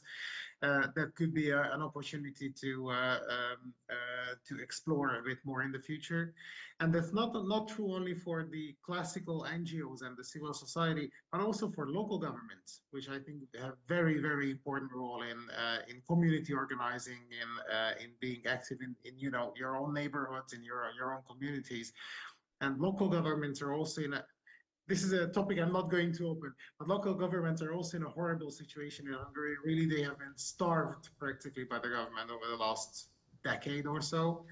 And for them, similarly to civil society organizations, to have a direct channel of funding or direct place the commission to apply for funds, that would be a great thing. And I think my positive message is that I think the EU has quite a lot to do for the civil society, and I really hope that we only have to wait to see more. Okay, thank you very much, Zoltan. And now I think we have one question from the audience, and afterwards everybody who wants to be next, please raise your hand. Mr. Montano. Thank you very much. Wonderful conversation. I'm happy to be present at this event. One question to Zoltan. Minister of Foreign Affairs of Hungary, Szijjártó, paid a visit and he stated openly the following. Don't invest too much hope in the accession to the European Union, because there are many reluctant partners which do not speak openly, but they will be opposed to whatever Moldova is looking for. Is this serious? Shall we expect that Hungarian government will oppose to the membership talks of Moldova, or this is just an internal game? We do not exactly understand how it is shaped by the recent electoral victories in USA or to the close connections with Russia. And the question to you, you mentioned, and this is absolutely a frank conversation about the fact that illiberal trends are very serious and they are threats to rule of law and democracy. What would you expect from the political liberals of the European Parliament? Because we have a Renew, we have ALDE, we have many friends over there. What would you have expected to do on their behalf when they didn't? Violeta mentioned a serious, let's say, a powerful factor. We have at least 3 powerful commissioners. Kai Kallas, we have Commissioner for, let's say, Democracy and Judiciary, and we also have an enlargement commissioner. Huge assets. How can we use wisely in order to make them more aware and more prominent in restoring hope for liberal ideas? Zoltan? Shall I? Yeah, okay. Can you go Well, first? to be honest, I was a bit surprised by your question, and I had to check because I remember that at least according to the Hungarian press coverage of Minister Szijjártó's visit to Moldova in this September, if I'm not mistaken, he was quite positive about Moldova's EU accession, and now what I saw in my very quick check, so it wasn't very thorough, to be honest. Is that in general he spoke about the positives of Moldova joining the EU, and he spoke about the fastening of the EU accession process. However, what I can tell you in general about because I don't know about the specific case of Moldova, and I don't know if Szijjártó has or the government has anything particular in their heads about Moldova's accession. In general, when it comes to Hungarian foreign policy, it's very much based on the interests of the government. So, surprising, isn't it? So, I can see that, for instance, when it comes to the Western Balkans, the government is very, very, very pro-accession because over the last more than a decade, it has built very strong coalitions to especially pro-Russian and pro-Serbian leaderships in Western Balkan countries. And Orban would be super happy if these countries that have very strong ties to the Fidesz government could join the EU. So Hungary would be more or less a regional leader among smaller, recently joined countries of the European Union. That could support him in his policies that are not necessarily in line with EU policies. And now I was very euphemistic. So I think this is the general case in Moldova's. To be honest, I don't know what you exactly are referring to. As far as I know, Szijjártó is pro-accession. But please correct me if I'm wrong, because that is the only information I have. Thank you, Zoltan. I think the second question was to the both panelists or to the both. Okay. So my recommendation to the European MEPs would be go back to the future. So what do I mean? One of the founding fathers of European Union was Jean Monnet. I had no clue who that was like till 5 years ago. But then I got invited by the French association to be a member in the Jean Monnet Association, and I had to, do something. I would, unknowledgeable there, and I read his memories by Jean Monnet, and this is an absolutely great book. It was really a smart guy, and just to put into the context, European Union was to some extent based on, or it's still based on the liberal principles which Jean Monnet, together with the United States at that point, suggested as a basic ground. So we are talking constantly about rule of law, freedom, free media, human rights, and so on. So this is not a given fact. European Union, as every political association, can be changed, and that is a legitimate and legal process. So it is possible that these values, if the conservative or right or far right becomes even stronger, are going to be changed. And that's completely legitimate and completely legal. But then again, I believe that we should do what is possible, and MEPs as well, to preserve this kind of organization of European Union based on liberal or civic values. So yeah, the first task, I'm missing the first task, but first recommendation I would give, I would read Memories of Jean Monnet. Yeah. Thank you for the question, and I think I will answer from the perspective of the European Liberal Forum. I mean, ELF is a liberal foundation. It's a foundation which is closely working with the members of the ALDE party, which is working and trying to work as close as possible with the members of the European Parliament in the Renew group. Some of them, 4 of them, are members of the board of directors of ELF. And so I think everything we do in ELF is everything we're talking right now, so about protection of the rule of law, about support for the enlargement and democracy in the neighborhood countries. We are trying to also change into action as much as we can through our members of the European Parliament, members of national parliaments, but also commissioners, which are 3 that were already mentioned, but in total there will be 5 liberal commissioners. Plus, we still have liberal and progressive and centrist prime ministers and ministers. So we, as ELF and ELF member organizations, I would say we're working on a daily basis so that everything we're preaching, everything we're publishing, everything we're talking about during conferences is actually changed into practice, into life. And we have liberal members of parliament here with us from the EU member states. And I believe, Mariana, like other members of parliament from liberal parties, are doing exactly that. And I see the role of ELF of being the messenger, being the transmitter between the civil society and the decision makers. And I think our values are very clear because we stated them here. And for Moldova, I think our hearts of the European liberals beats here in Moldova, so that Moldova becomes the member of the European Union. But Moldova that is democratic, Moldova that has a vibrant and open civil society, and Moldova where people want to join the EU and feel that this is their path. And we're going to support you with that. Thank you. Thank you, Milos. With this positive closing speech, so to speak, I would like to invite you all to the coffee break, because we are now at this point of the agenda. But still, if there is any other questions from the audience, we might take it. The last one? No? So then coffee break. Thank you, all the panelists, Zoltan, Milos, and Sebastian. It was a great discussion.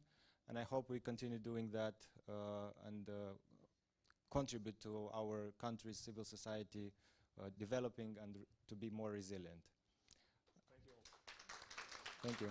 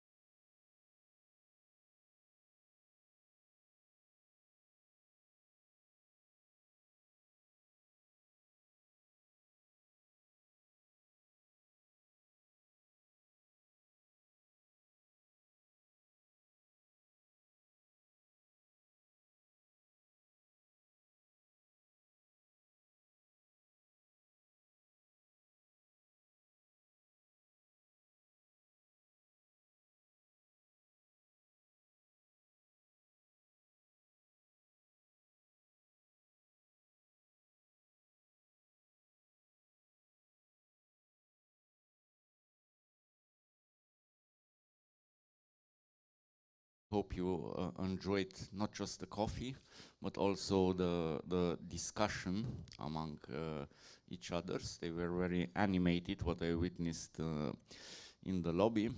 So we are going further with our second panel.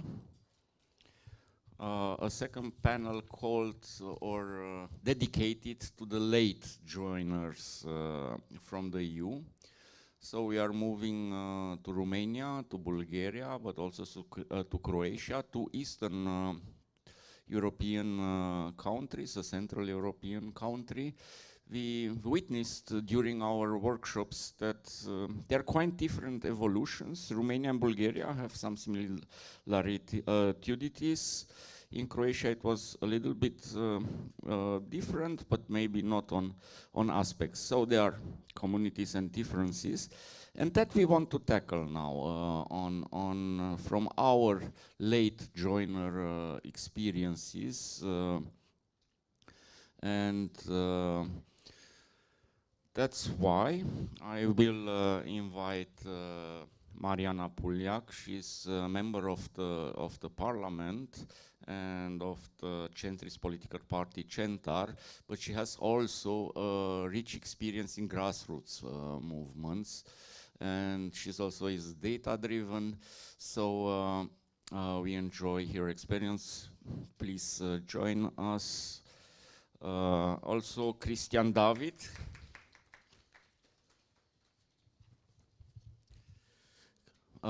Christian David is one of the friends of the foundation in Romania. He was one of the first, I believe, alumni, 92, if I remember, in Sintra. So as a young liberal, he gets from the foundation the first scholarship or the first training on democracy in 92 in Sintra. Since then, he became one of our most valuable and oldest partner, and we are more experienced partners.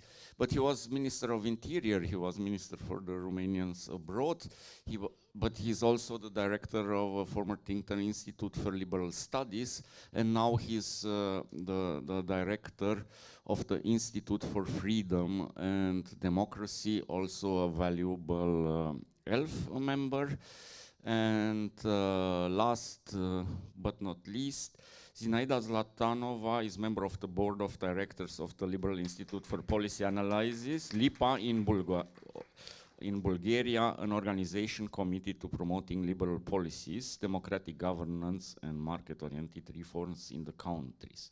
She has an academic and professional background, and we enjoyed our interaction during these days and want to share with you this experience. So we maybe not start with the state of NGOs in how NGOs are or civil society is doing in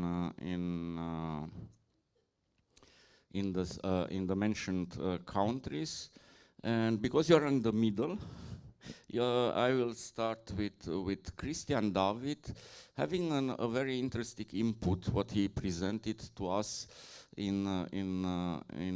during the workshop, and how was the situation in Romania from 95, 97, 2000s, and how, despite differences, it was crucial that something has happened. I will not spoil alert.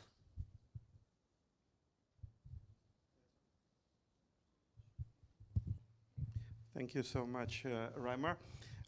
First of all, I want to thank the Naumann Foundation for hosting this very interesting and I do consider important meeting, which paved the way for a 3-year project. I think this project will be beneficiary for all the parties which are present at this event. After thanking the foundation, I want to thank Reimer for placing me between these two distinguished ladies, which give me more comfort in presentation. I think it was a preset arrangement.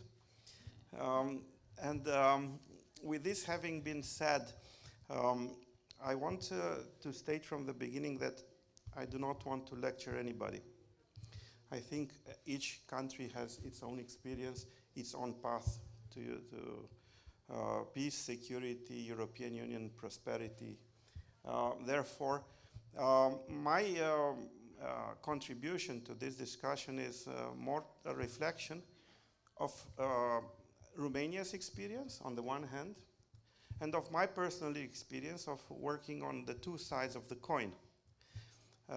For a long period of time, I was also part of the civil society movement, supporting the pre-accession time and the efforts of Romania. Afterwards, I was privileged also to be in government and to see the other side of the coin. And I think in this very specific topic, I will relate to my experience of Minister for Acquis Communautaire, which gave me the chance to 2 years to coordinate the preparation for accession of Romania, which was a huge effort, and it was part of the process. In 3 different moments for the countries from the Eastern Partnership, because I think everything we discuss here is focused on Eastern Partnership. You have the first part is the preparation phase, then you have the negotiation phase, and then after closing the negotiation chapters, you do preparation for accession. Just to show you some figures, because I think figures sometimes count. We started the negotiations, Romania started the negotiation in year 2000 after 2 years of preparation. Preparation for opening the negotiation, not preparation for accession. Then it took us 4 years to complete the negotiations till 2004, and then 2 more years to prepare for accession. I think for the countries in the Eastern Partnership, they are in the phase between 1 and 2 at this very moment as a process-wise. In relation with our discussion about the civil society support, I want to state 2 figures which are fundamental, and they will also indicate my intervention line. We had in 2003, we had a referendum for accession after, or almost at the end of the negotiation period. The result of this referendum was showing a large and massive support of the civil society for the accession. Exactly, it was 89.7%. 89.7% public support for EU accession of Romania. That was also to face another angle, because everywhere is the same. You need to have a lot of instruments to get the people to coming to referendum. Romania hosted a referendum for 2 days. That was a unique case in order to ensure the threshold and also this result. But the outcome in precise figure was a participation of 56%, and the rate of the approval rate was 89.7%, which is very comfortable for any government. Very interesting is that right after the referendum, the Eurobarometer has indicated backlash on this trust on the European Union, and since then we scored 60 to 65% support, and not support but trust. I think it is a nuance between support and trust to the European Union. But since then, European Union remained with a high level of trust and support in the public opinion from Romania. This is a qualitative importance for our discussion, because we discuss about strengthening the civil society. and the relationship between the civil society and the governmental act. Governmental act distinguish between executive power and also political parties, which are actors of the power. Even if they are in government or in the opposition, they exercise somehow a power, they are part of the power equation. That is why we need to concentrate on this relationship between society support and government, because once you have the two elements in place, then things are completely changing. Once you need to having a pro-European government and a pro-European society.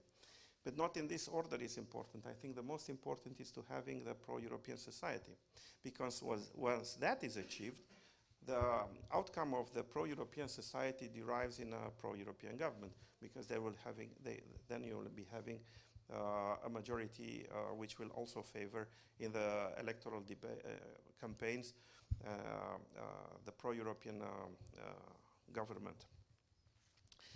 That is important to ensure, and as we discussed yesterday, we will try to relate public support and civil society with governance. Because there is a different situation in all the 4 countries of the Eastern Partnership right now. And each respective country will probably translate and relate to its own realities as in the national context. But the first, I think, important statement is to realize that EU accession is a national project of strategic importance. That's why that's why it requires, and our experience was showing that, it requires all the synergy and all the resources from the political life and from the society, because it has a strategic importance, strategic relevance for the future of the country, and you need to have this bridge between civil society and government. The civil society in this project is involved at all levels, even if we talk about NGOs, even if we talk about citizens as individuals, and also it relates also to the network of power, which is central and local administration. Given the EU accession is a complex process that requires all the energies, the creative energies, positive energies in each country which focus on this strategic goal. Of course, the situation is different, but I will not like to refer to the specificity of each country, because I will just stick to Romanian case. But for us, the 89.7 prior to the accession was a strong wind behind our back, because the government was having its hands free to take all the measures. Some measures were not so popular, but once the public support accepts that, it is, I would not use the word sacrifice, you will replace it with a synonym you consider appropriate, but some measures under the conditionalities which are imposed by the EU to enter the Union are not sometimes so easy to swallow. But when the society accepts that period of sacrifice, they will digest easier, and that will not lead automatically to an instant polarization of the society in yes or no according to each issue. Because you have a yes, a major yes for the big issue, and then the nuances between sectorial issues takes a place in the back. What I want also to underline, and I think it is important to see this characteristic of Romania's case in regarding to others. During the preparation, during the negotiations, all the 14 political parties in Romania have signed a declaration of support for the European Union. This is something which is, I would say, idealistic, but you can see the difference when you don't have that. You need to elaborate about what was Pactul de la Snagov in '97 for our younger audience. It took yeah, we accepted the strategic, as I said, the strategic importance and the value of NATO and European integration of Romania. And the maturity of the political parties made them accept a declaration, a common declaration, which was cum se zice, armistițiu? Ceasefire. A cease political fire agreement for a limited period of time. And all 14 parties, doesn't matter if they were in government, at that time we were in opposition, the Liberal Party, which was then to come to power. But we all signed with all the generosity and all the patriotic sentiments this agreement, which was not favoring the governing party, but it was favoring the national interest of Romania. So I think this is something, a red line, which is following this process. 14 parties together, almost 90% support of the population. You can easily imagine how then the efficient may be the procedure of negotiation and the government.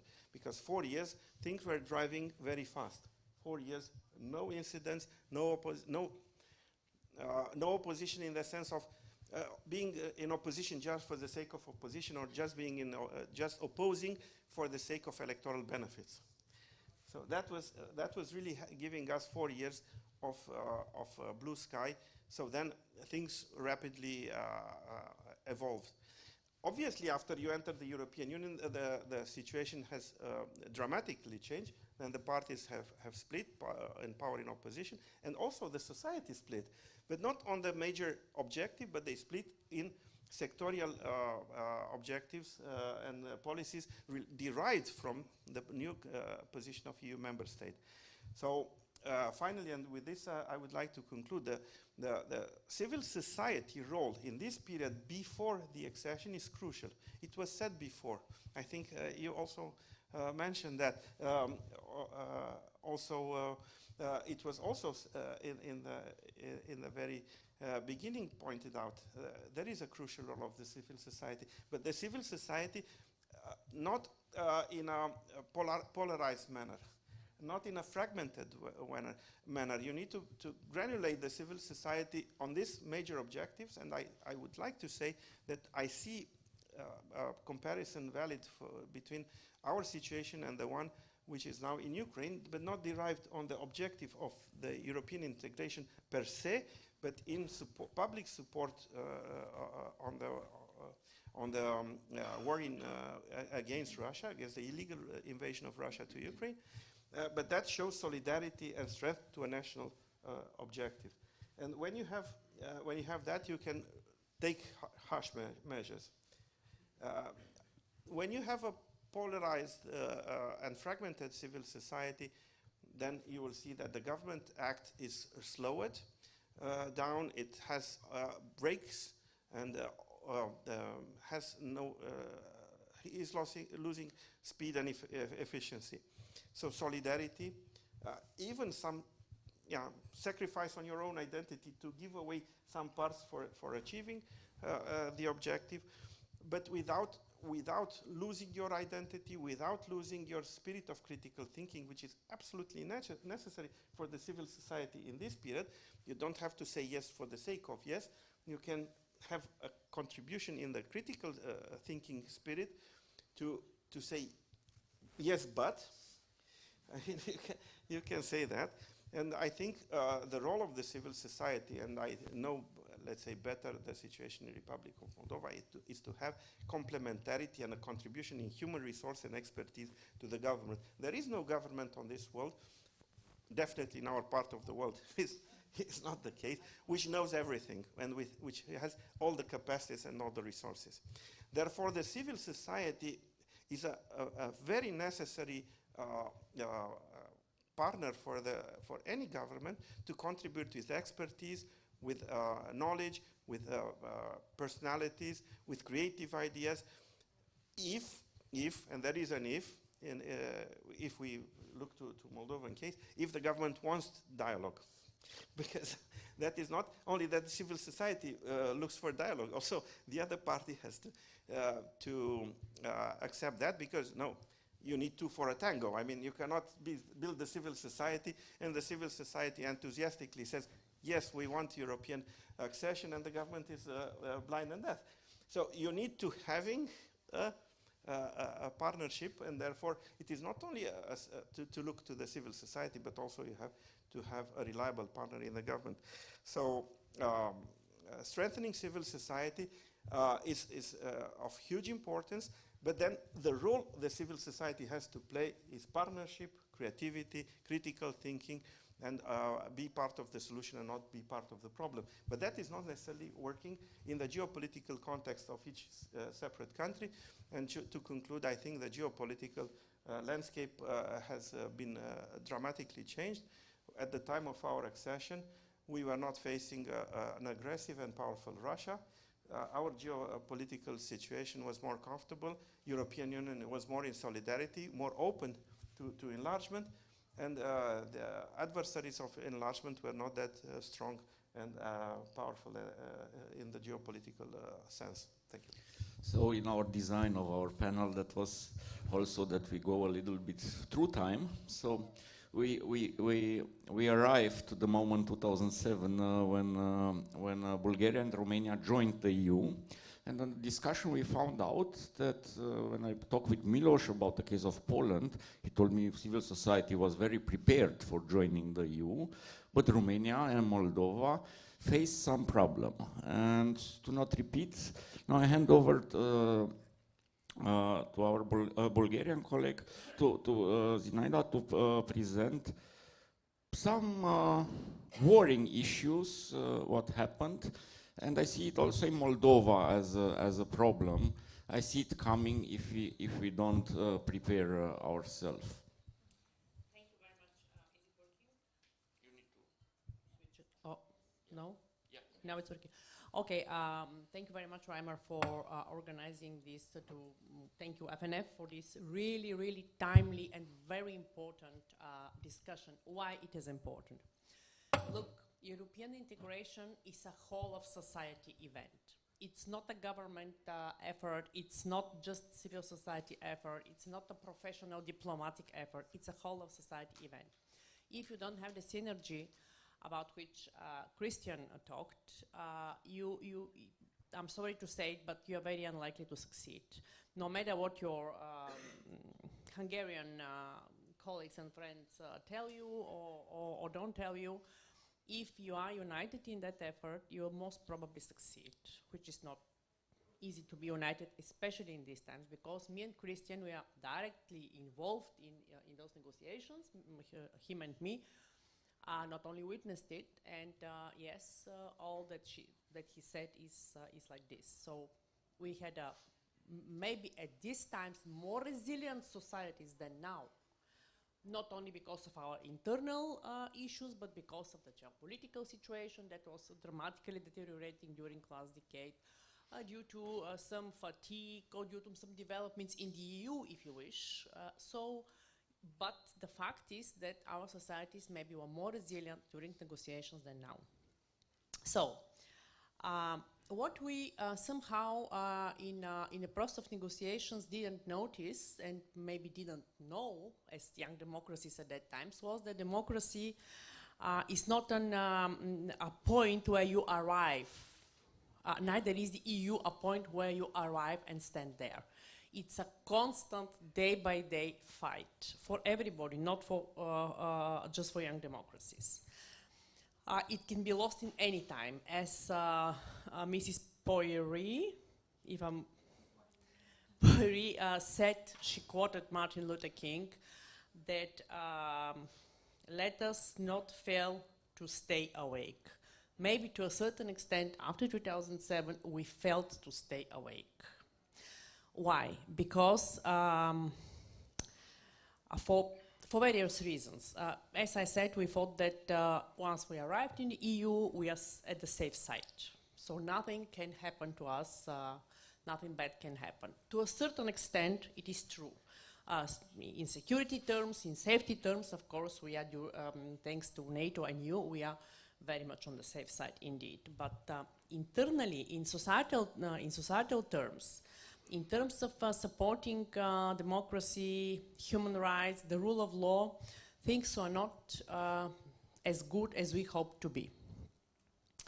Bulgaria was the first country, together with Romania, to join with a precautionary clause on rule of law issues. For 3 years after joining, it was in our treaty first, and for now we are the last because Croatia didn't have this. So it was visible that from the negotiations still that we have still persisting issues. But we, together with European institutions, thought it's for the institutions to tackle them at some point. It was more seen as institutional task to withhold the rule of law, which was first mistake. Second mistake was that the biggest donors, bilateral donors, who used to support the civil society and support the whole societal effort to join the EU, all of a sudden together withdrew their financing from Bulgaria and Romania as well. I'm talking here for Bulgaria, but this was the same case. So the big number of the active NGOs, they lost their financing and they lost their resilience because it was without any big prior warning, to be frank, and it was like you are already in EU. So first you are already democratic enough, so to say, and secondly you have to rely to EU funds and to the EU institutions to support you further. So nothing was entirely true from that statement. And left to ourselves, somehow it didn't work that well. Just few NGOs continued. I mean, when I speak about NGOs, I mean the NGOs in the rule of law democracy area. Remained resilient and continued to contribute. So that gave a room to changes. Governments came who were interested only in utilizing EU money.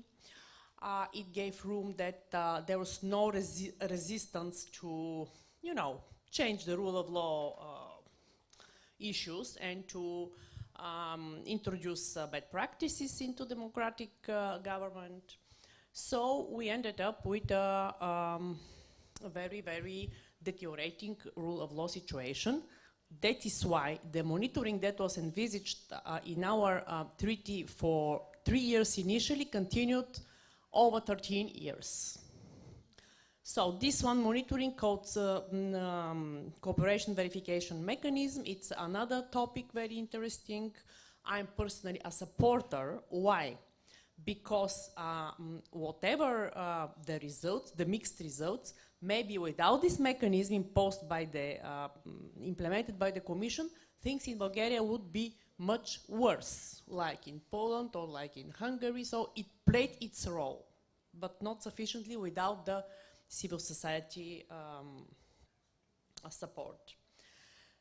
So yes, what I can say after 2007, many of the patterns you heard from Milos, from our Hungarian colleagues, from Slovenian colleagues, are there to a certain extent visible also in Bulgaria. The government was stepping up completely to make their own decisions. It was not consulting anymore nobody. It was somehow a government privilege to take all the decisions. It was, and the governments were proud of that. So no, civil society was sidelined. Civil society was even to a certain extent demonized, that this is something bad, that we don't need it anymore. Again,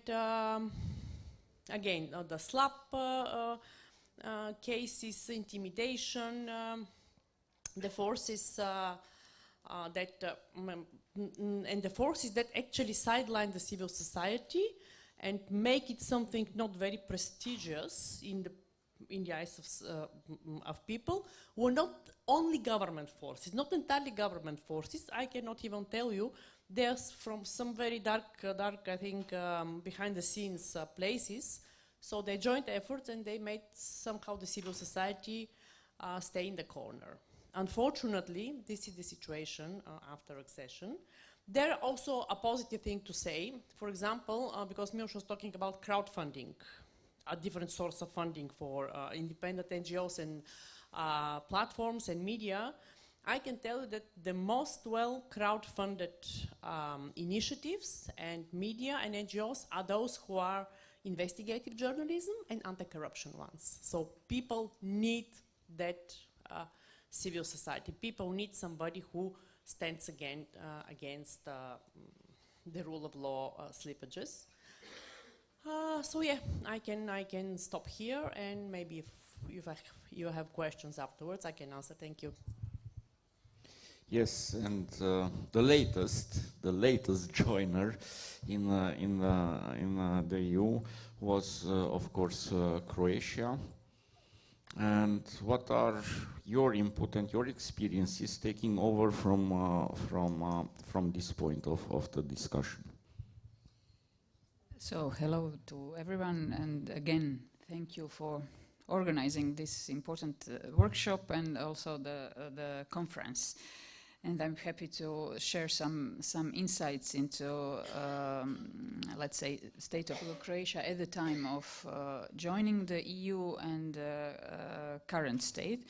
As you announced, of someone who I was never a member of NGOs, but I was, let's say, or started one grassroots movement in our home city that later became the political party. So now I'm member of Croatian parliament, and if you ask me, I don't know, 15 years ago that I will be the member of the parliament or I don't know, member of the party, I would laugh. Yeah, so that is, we discuss it. Is it good when grassroots transform to politicians or NGOs transform to politics?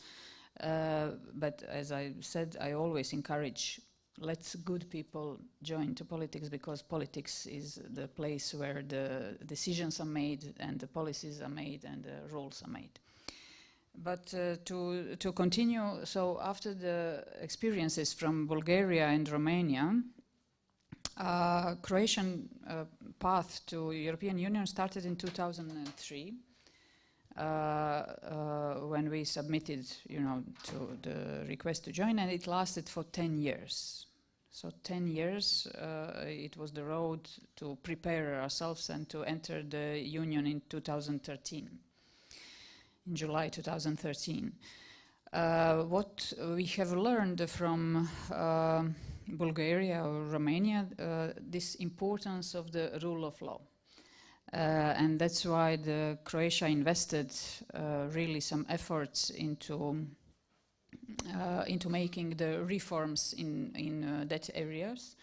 But also what was unique for Croatia at that time, you know that we faced the Homeland War in 1991 till 1995, and at that time, immediately after the war, if you ask the public and the citizens, are you pro-European? Are you for entering the European Union?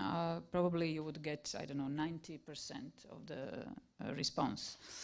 But at that time, it was if you remember, in 2008, it was world also financial crisis, and even in the whole Europe there was a time of skepticism, European Union skepticism. And it reflected in some way in Croatia. So we had in Croatia in 2012 referendum on EU. Turnout was pretty low. It was under 50%, around 43%.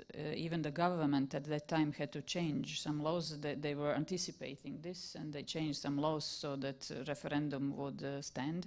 Before that, we were obliged, the referendum would be valid if above 50% people got out, but they changed the law, so it was valid. And on that referendum, only 66% of the people supported the entrance to the European Union. So it was a bit, not so much in favor as at the time after the war in Croatia.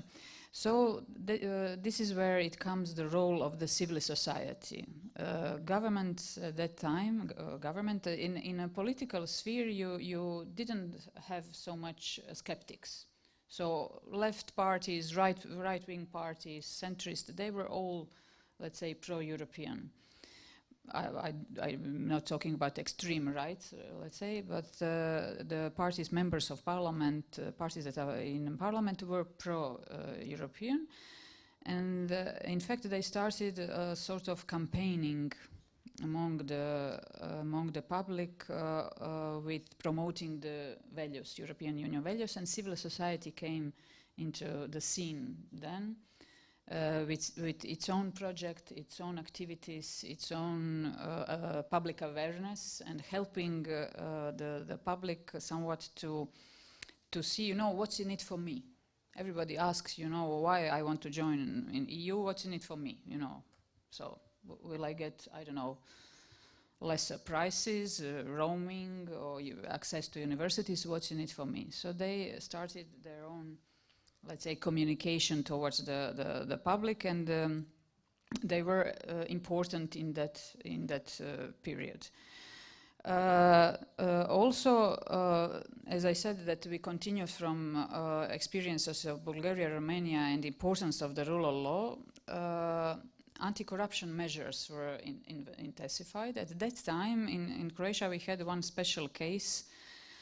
Our prime minister at that time, in 2009, resigned. Nobody knows till today why. We can guess, you know, I don't know, he had a call from Merkel saying go away, but we don't know why. Sorry? Sorry? Yeah. But in 2010, it was discovered one scandal with PR agency that was used to transfer the money from the government companies to black funds of his party. And in 2012, they started the case in a court. And it was shown, let's say, to EU that we are really fighting the corruption at the time. Also, the message from EU at that time was that we have to, after we had a post-war, let's say, post-homeland war situation, we had to improve our minority rights, we have to improve also our cooperation with the neighbors, with Serbia, with Bosnia and Herzegovina at the time. So also the civil society came into scene there because they started to work on some projects with neighboring countries to make some cooperations, over-border cooperations, and to strengthen and, let's say, normalize relations with our neighbors. That was also precondition for European Union. And so I must say we succeeded in all this, and in 2013 we entered the EU. After the entering of the EU, we faced all this that you mentioned, that NGOs were sometimes, you know, said, you are Soros, on a Soros paycheck, you know, you are, I don't know, American agents, something like that. But I must say, not every now and then, not so much. It was not let's say, it didn't grow in citizens that way. It was started from, I don't know, from, let's say, right-wing governments on the NGOs that are oriented to this democratic and rule of law subjects. Today in Croatia we have almost more than 50,000 NGOs, all sorts, sports, cultural, artistic, communal problems are dealt with NGOs, but also the ones that are really influencing also the democratic subjects in the public. So that's for now, and we can continue and maybe have some discussions with questions. Yeah. Thanks. If there are questions from the audience, yes. Thank you. Hello everyone, my name is Sandu Sarakuta, and actually my question appeared while Mr. Christian David was saying that for a cooperation between the civil society and the government, the will should be provided by both parts. And actually, I think that this is the greatest issue in every society. And for example, from your experience of Romania, who had that act of seized political fire at Snagov, how the civil society could make the government to hear to them, to be heard, to be listened to, and to create this surrounding of a great cooperation for long term. Are you referring specifically to Moldova? Of course. Is it a general question or is it a specific one? It could be a general question because general is the answer. If it is general, may be different, and this is not what you would like to hear. It is obviously that it recalls for a maturity of the political actors, because to have a political ceasefire agreement amongst the political actors, that requires political maturity and intelligence, and a certain political identity sacrifice in favor of a national objective. Depends very much also when the timing is set, because if it is close to an election period, then a political ceasefire agreement becomes very difficult to reach.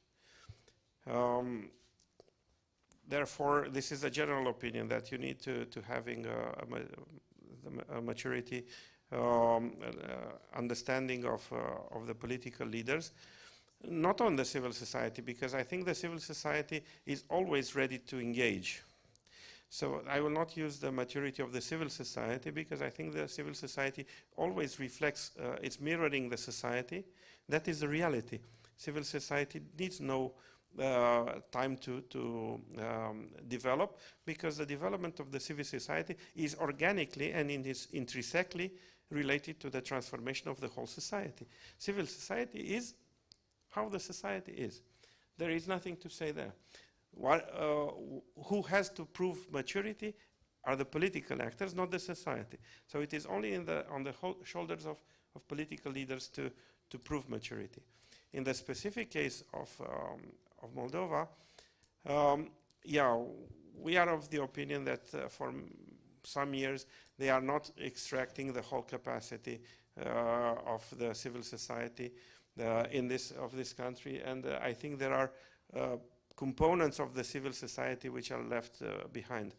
I think they should hear better the voice of the entire civil society, and not only of the civil society which is endorsing and supporting the government. I'm trying to be as diplomatic as possible in this answer. And maybe also from your experience, you could just comment on this. Just very briefly, I'm not among friends here, so I can say a simple solution is you just elect a government that listens to you also. That's what I wanted also to say. Sometimes, you know, when you said the political leaders should prove and be serious, sometimes, you know, opposition leaders prove that they are somehow listening to NGOs, but the time when they transfer to government, then they stop listening. You know, sometimes that happens also. But as I said in workshops, or maybe from my example, let's say I started the grassroots movement when I felt that we were not listened to as a grassroots. We said, okay, let's join elections. Maybe then we will be listened to, because we were fighting as a grassroots movement for several years for building a school in our neighborhood. And after 3 years, we said, nobody is listened to us, let's go into elections. So we moved to elections, yeah. And now I'm a member of parliament. Okay, I will not stand up because the camera is here, so I don't want to get into. Following up on what Mr. David said in the end of his answer, I think all of us, the Moldovans here, can affirm that we have a strong feeling of the civil society in Moldova being divided in two parts. We can call it so-called the correct part of the civil society and those who are disturbing the correct part of the civil society. What I mean here is that back in 2020 and 2021, when we elected the pro-European government we have now, at least half of the government was coming from the civil society and from NGOs, and half of the ministers were actually ex-NGOs members. Now, this led to the point where we've got 3-4 very big NGOs nationally, which are now actually being almost perceived as part of the government. So they still represent the civil society, and the government always has the narrative of, well, of course we did consult the civil society, but what are they actually doing is just working together with their same team. Now on the other side, there is a huge part of the civil society which is pro-European, but when it is doing what civil society should do, and it is acting as watchdogs, and it is asking questions, the only answer we are getting is that what we are doing is the game of Russia. So the biggest narrative protecting the correct side of the civil society is that everybody who is asking questions about what they are doing is pro-Russian. Now, from your point of view, what can be the way we can communicate and we can ask questions? So on the side of communications, what should we do and how should we position ourselves in this context where we want to do this job? Because I think we can all agree that European integration process is a very responsible one, and everything we are closing the eyes to at this point is going to make us bigger problems on a medium and long term. So how should we communicate in a way it is clear we are also doing a very important job on EU integration process?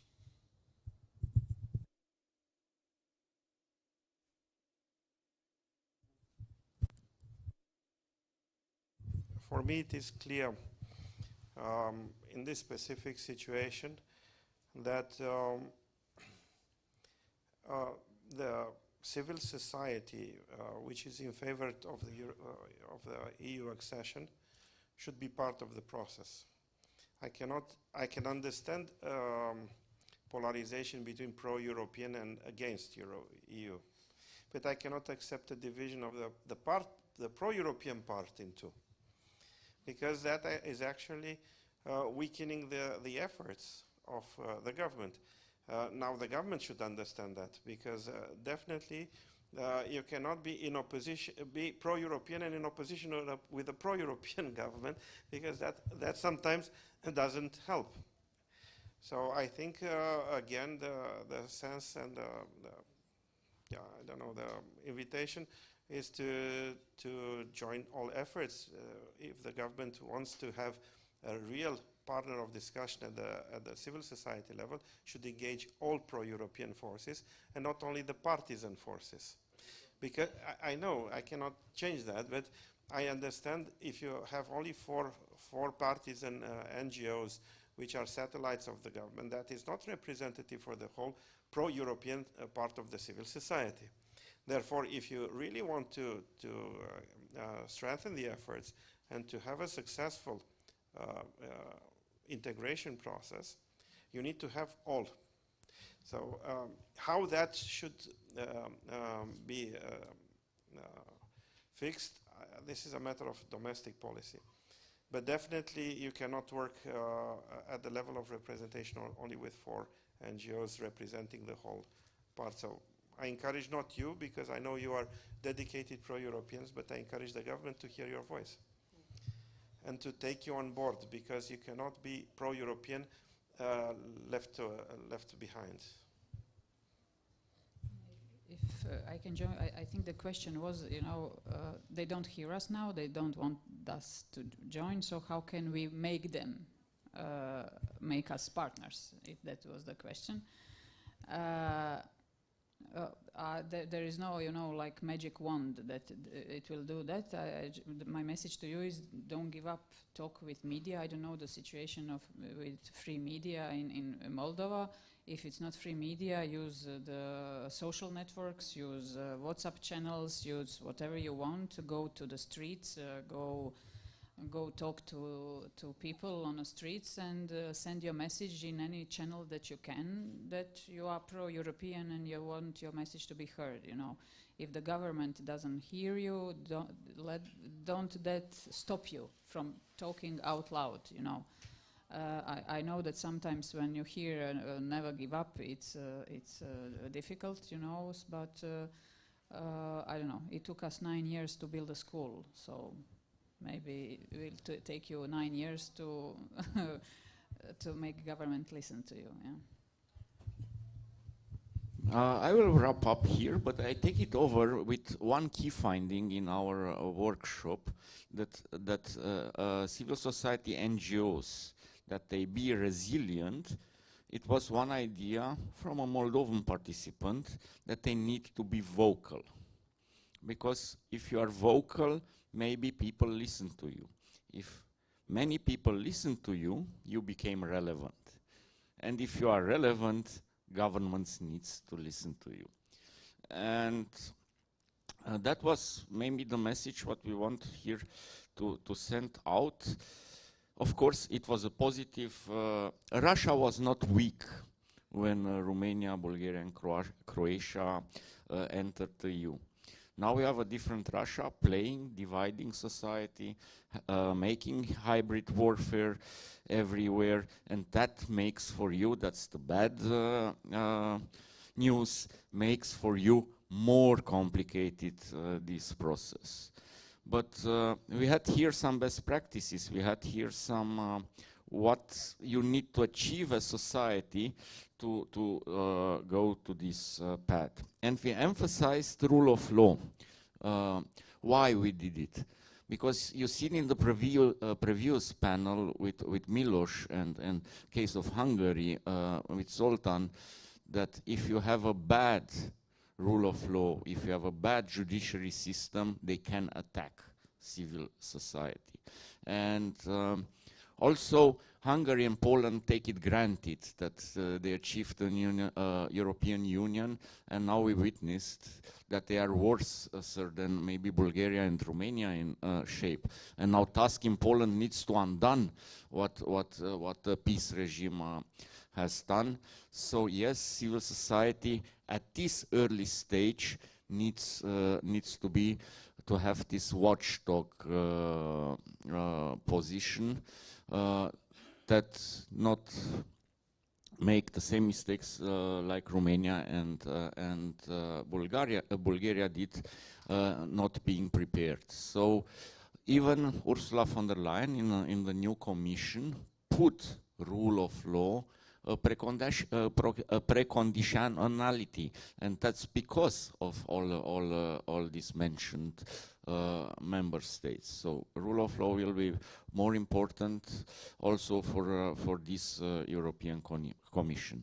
And with this, regarding this, I hand over to Victoria. I was looking where you are sitting. Who is our next moderator. Victoria from European Liberal Forum will moderate our last panel. And I want just also to inform you that after this panel we also have the possibility to engage our speakers, because it's also planned a networking lunch.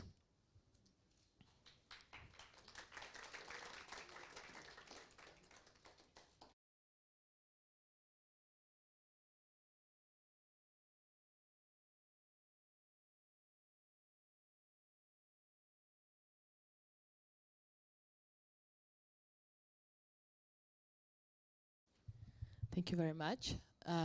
Very excited to have the last panel of the conference after 2 days of very fruitful discussions.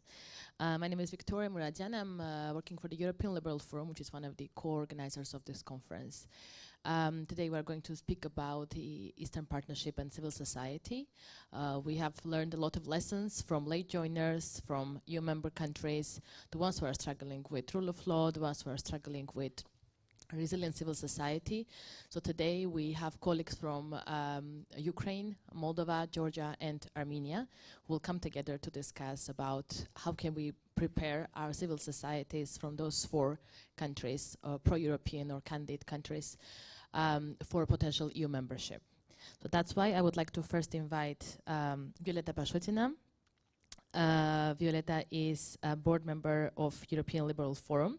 She is an executive director of the Land of Freedom Foundation, a non-profit dedicated to promoting democratic values, civil liberties and human rights in Ukraine. She has more than a decade experience in law, policy and political advocacy. She also was the head of cabinet of MP Kera Rudzic and was also vice president of the European Liberal Party, the ALDE party. So a round of applause for her. Then we have Igor Muntanu, the president and the founder of Liberal Action, a political and civil society organization in Moldova focusing on promoting liberal values, democratic governance and market-oriented reforms. He has background in political science and international relations and has been an influential figure in Moldovan politics and civil society for many years, advocating for transparency, rule of law and European integration.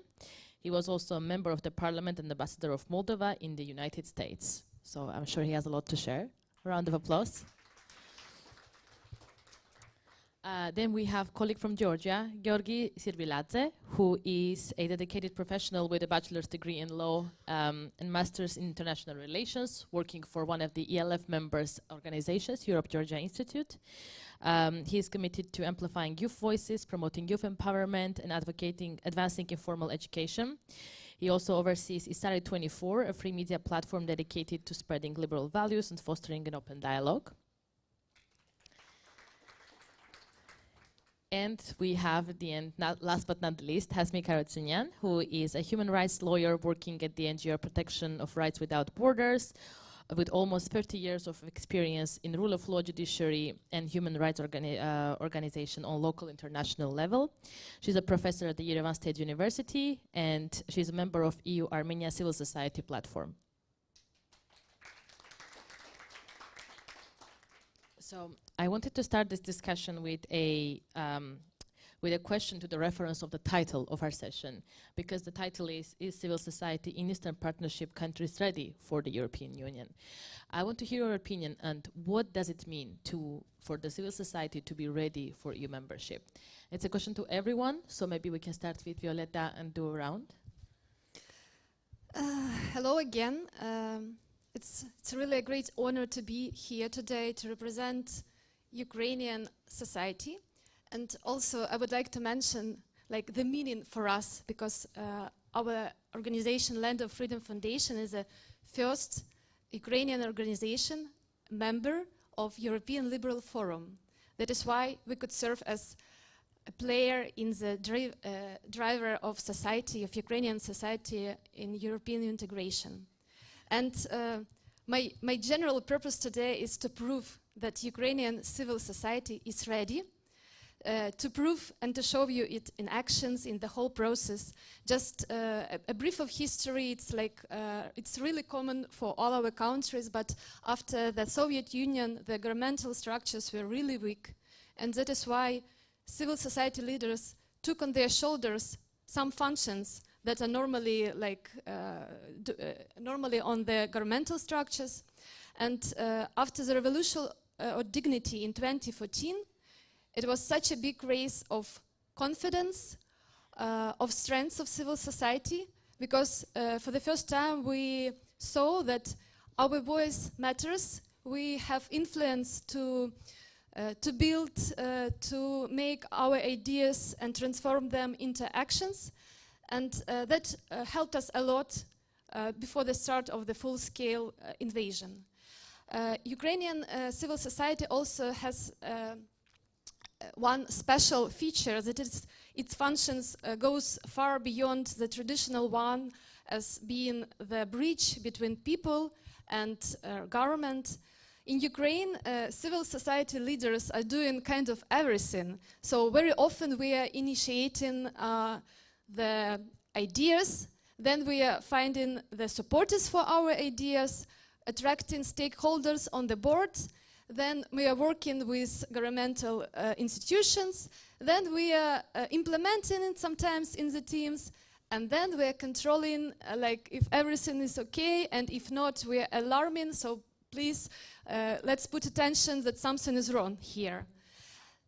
When the war started, it was amazing mobilization of civil society organizations, when people like were taking new roles on their shoulders, leaders with huge international social capital, they were alarming and calling their partners for support, for weapons, for humanitarian aid. Local leaders transformed their efforts into like urgency help in their communities.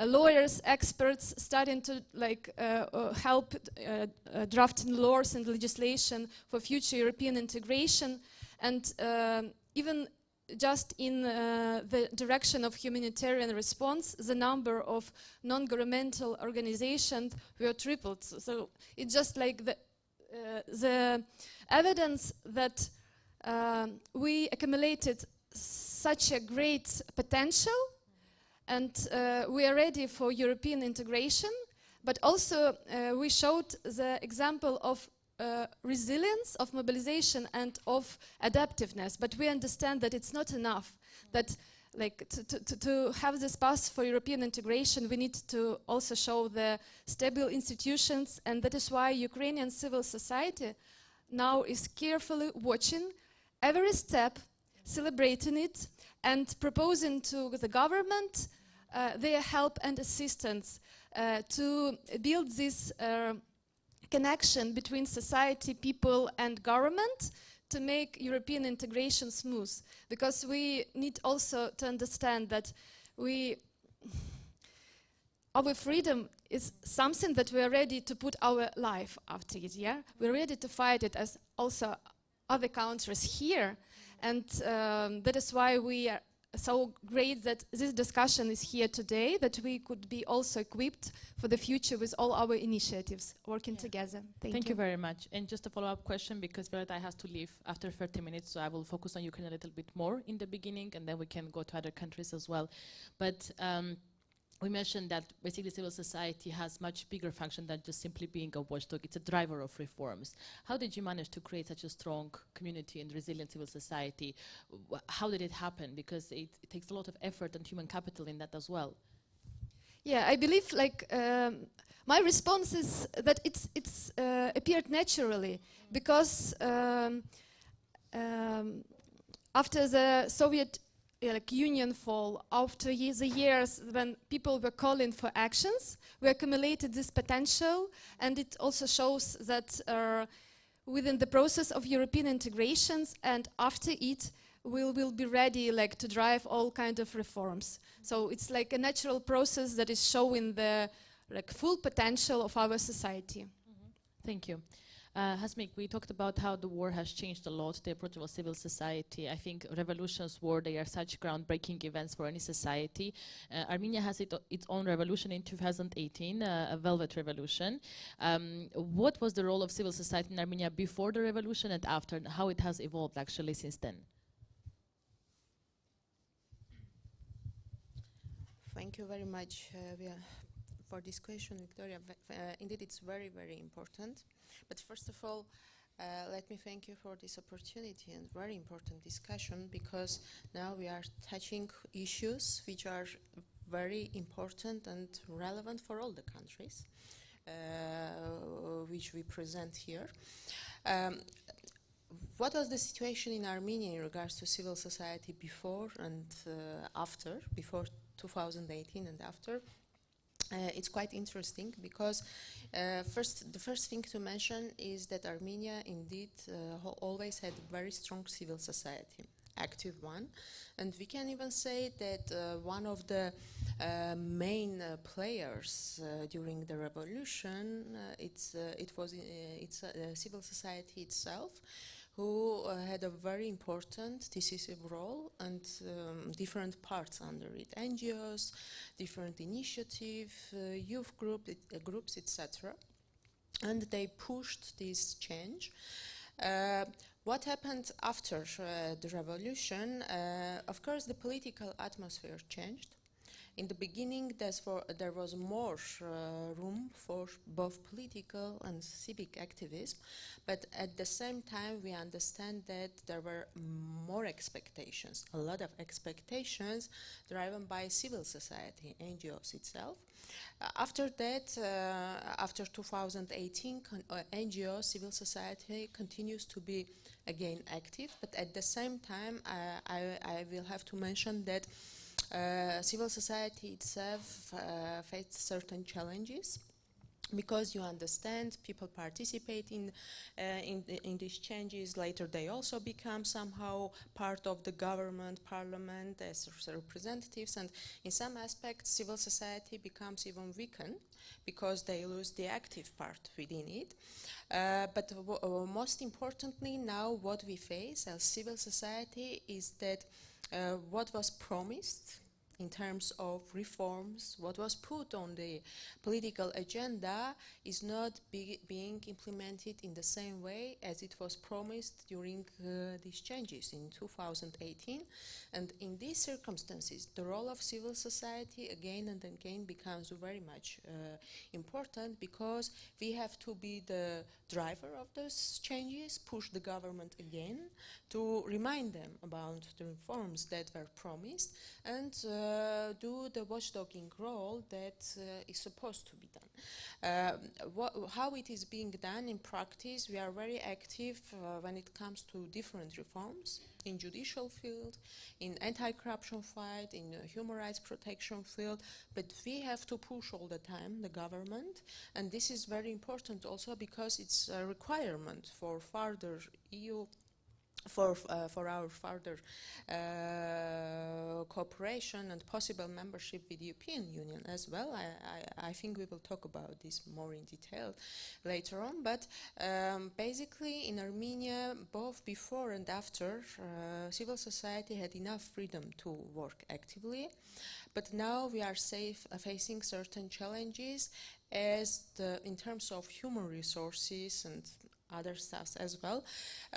It became much more difficult, and there are much more expectations coming from government which need to be implemented, because the level of satisfaction is not as high as it was in the beginning of those changes, yet in 2018.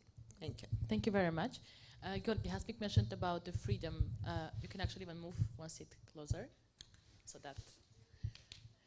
Perfect. So Hasmik mentioned about the freedom to act as civil society, and Georgian civil society has had that freedom for the longest of time.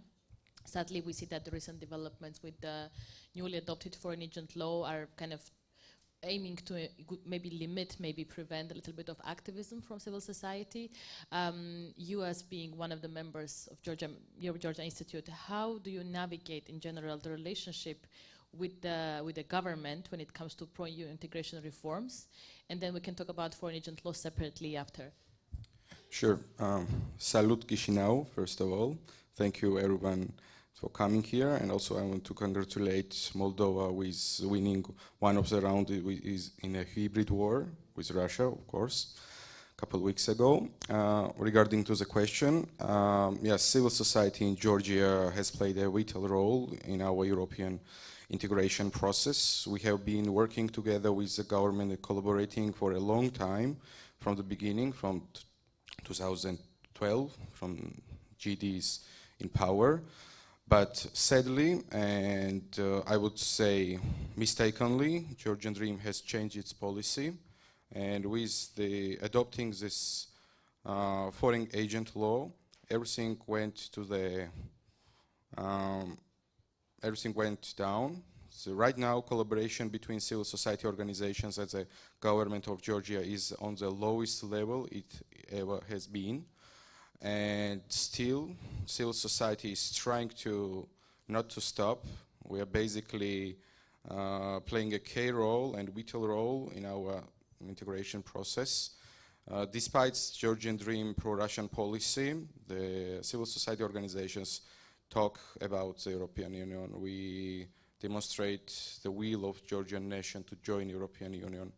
Even though we organize protests, we make campaigns in our regions, in Tbilisi and so on.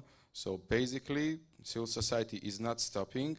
Sadly, the only one who is stopping us from European integration is Georgian Dream.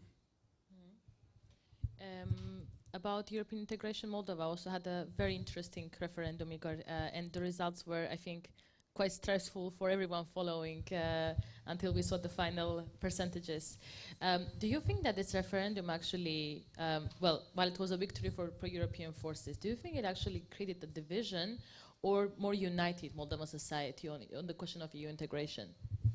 Well, thank you very much. And first of all, I would like to be grateful for the organization of this forum. I think this kind of debates about the key issues confronting our societies is like light in a photosynthesis. We need very much this kind of conversations in order to refresh our minds and to connect.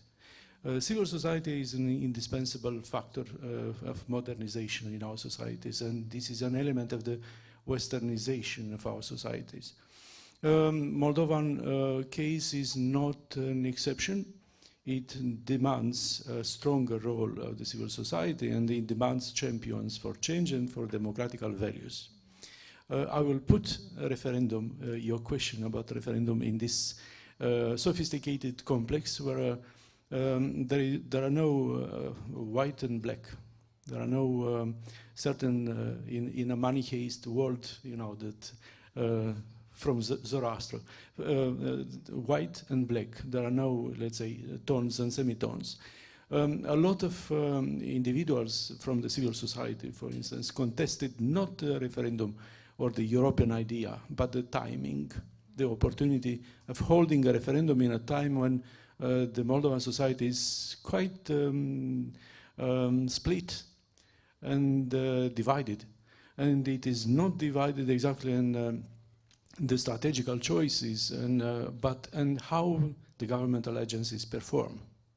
And this is a real issue, because when you associate yourself the European idea with your name, with the performances of the government, then you have to expect that the population will also shame you for something that you did not achieved or let's say accomplished. And that's exactly the case of Moldova, when a referendum was perceived not as something that will suddenly and let's say strategically improve our standing and position and the European integration, but will play in the hands of the electoral interests of the ruling party. The government has failed in order to convey a message that this is a unifying factor. They have, let's say, proposed a number of, let's say, complementary actions. They even launched a movement for civic engagement, something like that, with the former Minister of Foreign Affairs, Mr. Popescu, as champion for this movement. But it was a gongo. It was not a genuine and organic movement of the civil society. And the citizens of Moldova, and particularly those who still keep a kind of neutrality, or not a neutrality by an objectivity, they suddenly perceived this kind of a little bit of fake. And they punished the organizers of the referendum with 50%, 0.4% of support, and largely the referendum was, let's say, accomplished with a huge diaspora vote.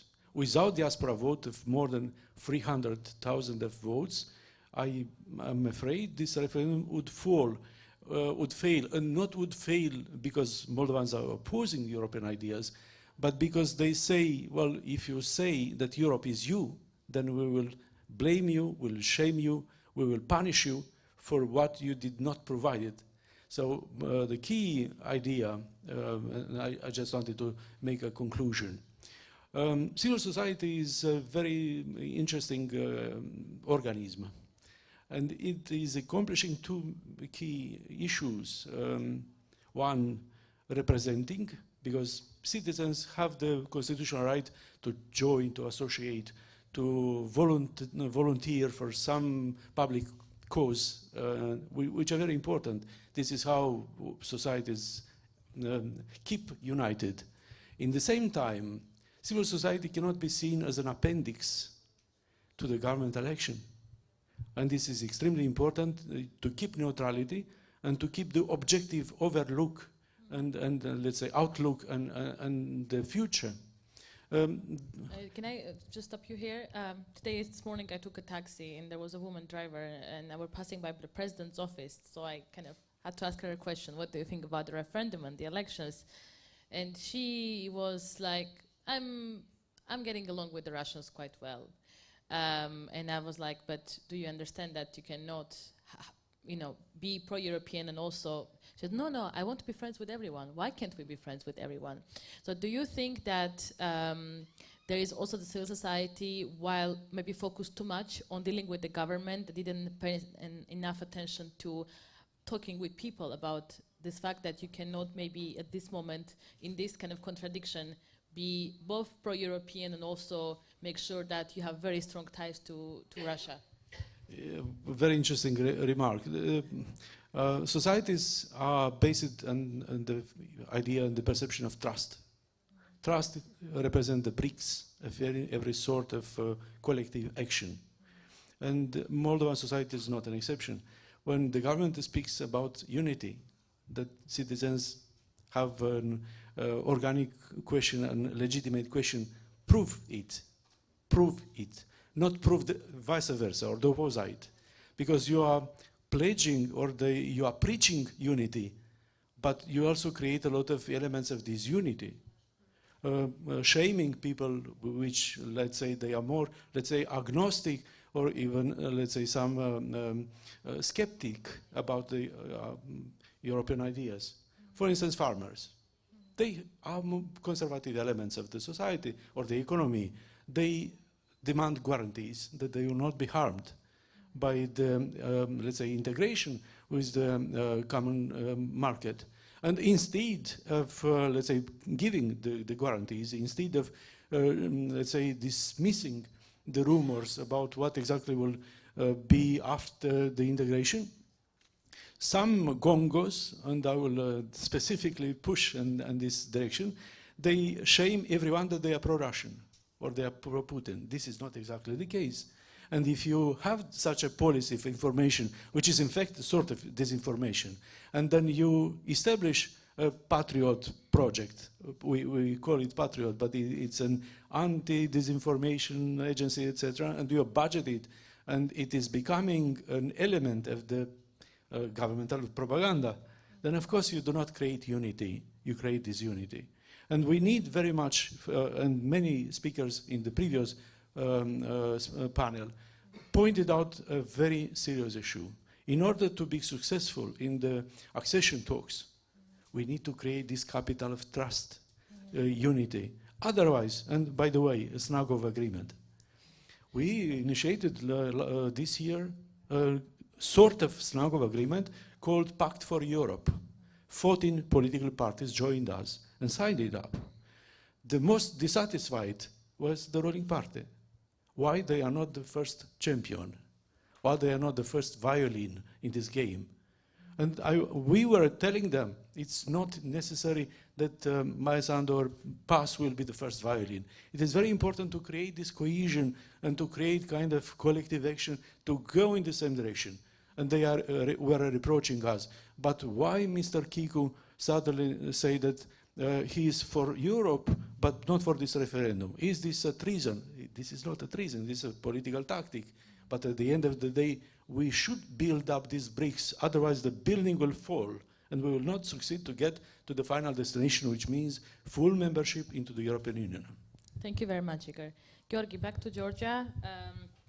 I would like you to talk about whether there is I mean, looking at the Georgian protests over the past years or two, it looks like Georgian society is overwhelmingly in favor of European integration. But what is happening in reality? How big is the share of people who are actually seeking this same kind of neutrality that this woman in the morning that I talked to, and a lot of Moldovans actually crave? And I also want to go back to the question of trust, because the taxi driver said, I just don't trust anyone. And it's a very painful statement for a citizen to say in general in any country. But considering that there is no trust between most of the Georgian society and the government, why was this sudden change of rhetoric from the Georgian Dream? Because in the early days of governance, in the 2010s, Georgian Dream was a pro-European party that was overwhelmingly voted to the office. But now they have become increasingly anti-Western, anti-American. What has changed within the party or in their own interests for them to completely change the course? So, I confirm that the majority of Georgian population is pro-European. And I also confirm that Georgian Dream at first was more pro-Western, pro-European political party. But as time changes and the new challenges they faced, the more and more pro-Russian they became. So what was the challenges and then what they did in reality? So basically, Georgian Dream Party is not a political party. It is a group of interests of people, oligarch with its minigarchs, and people just want to get some money, and people want to get some power. They have no general idea. If you ask Georgian Dream, someone from Georgian Dream, he will say, I'm centrist. Then other guy will say he is on the left wing. Then other guy will say he is on the right wing. Then you will find a liberal, conservative, and traditionalist, or some kind of other libertarian Georgian Dream Party member. So basically, this is not about politics. This is about the one oligarch who has made his fortune in Russia. And while it was beneficial for him to be pro-European, he was pro-European.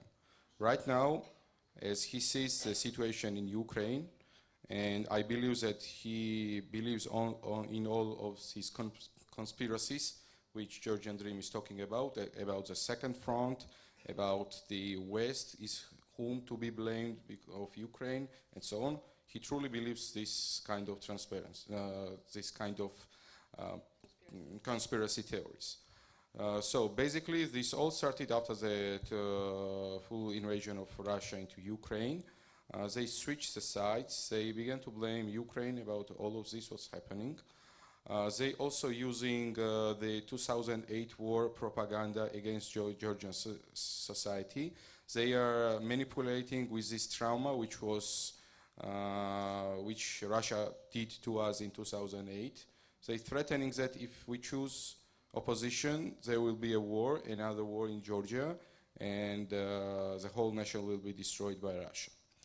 So basically what they are saying is that we will negotiate everything with Russia, and you have to be quiet, and even if I rig elections, even if I manipulate numbers, even if I beat and assault opposition leaders and beat LGBTQ people in the streets, it is necessary to Georgian Dream to stay in power for your peace. They were showing destroyed Ukrainian churches on the banners in the Tbilisi and showing Georgian churches on the other side.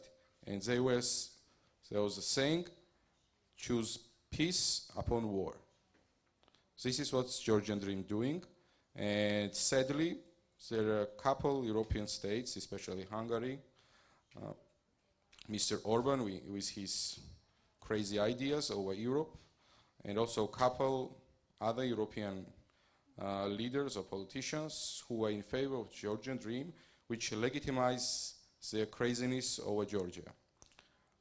In the 21st century, just remember every kind of manipulation, what you ever heard from around the world, everything is used in Georgia, and the system of this manipulation is driven to the perfection. If you don't have a job in private sector, if you are not protected by yourself, you have not even a chance to not to be under pressure of the government, especially in the regions.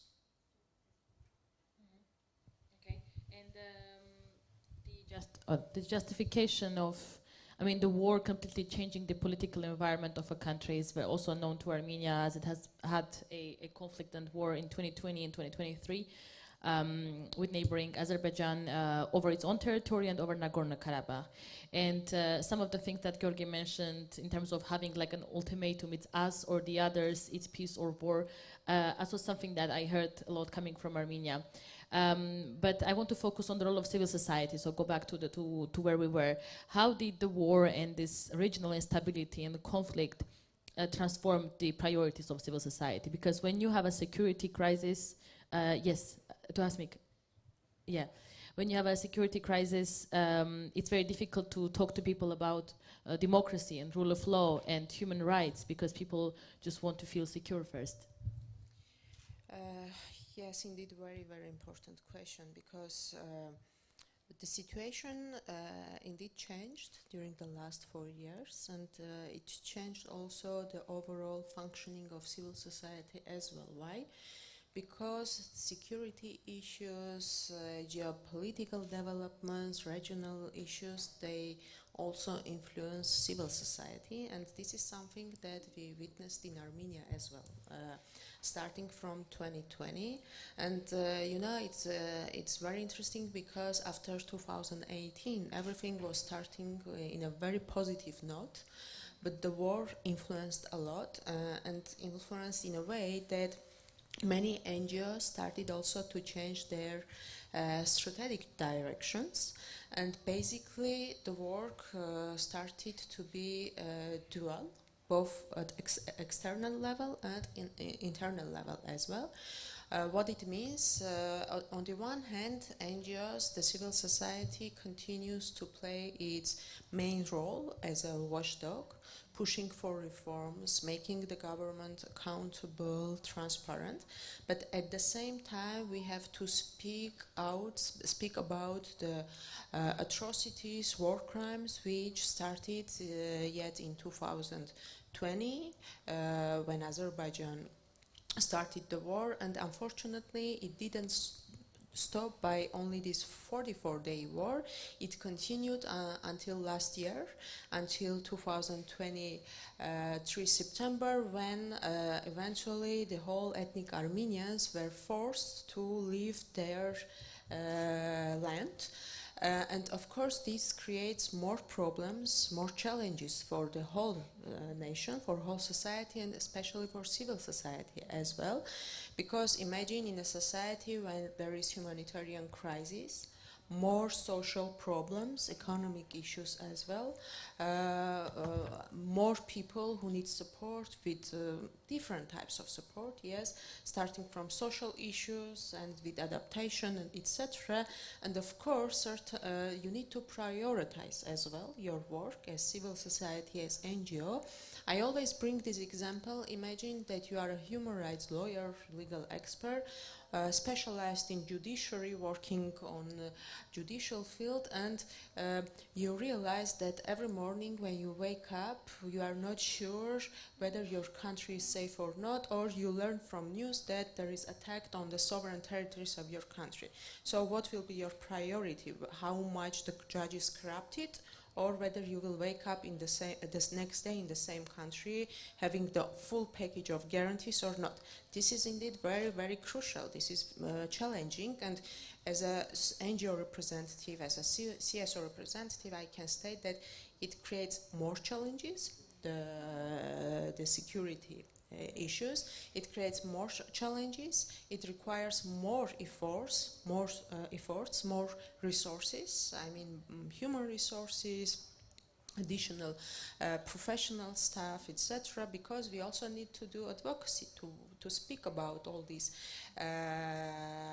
atrocities, violations, and gain at least some level of international attention, because what civil society witnessed during the last 4 years, unfortunately, is that what we have in the region in terms of this human rights, rule of law, how protected the situation is, what we have in terms of violation and what reaction we receive from from international agencies is not adequate one. And here another challenge arises where ordinary citizens raise the question what values you are talking about, or if the basic security stuff, security questions are not being respected. And this also creates additional challenge for CSOs, for human rights lawyers, to advocate more about democracy, to work on awareness raising as well, that indeed rule of law and democracy are very important. We can't have security if we don't have rule of law in the country. Thank you very much. So civil society, thank you very much. So civil society, besides in our region, of course, working with the governments, against the government sometimes, educating people, also has a third quite important role, which is dealing with some of the hybrid threats that we are receiving from Russia. And I think Moldova has been recently proven to be quite a big target of Kremlin when it comes to hybrid warfare, disinformation, propaganda, the whole spectrum of the activities. So what do you think have been the biggest challenges for Moldova, and how did civil society help reply or address these hybrid threats coming from Kremlin? Good question. I would say something that probably will be perceived differently from this audience.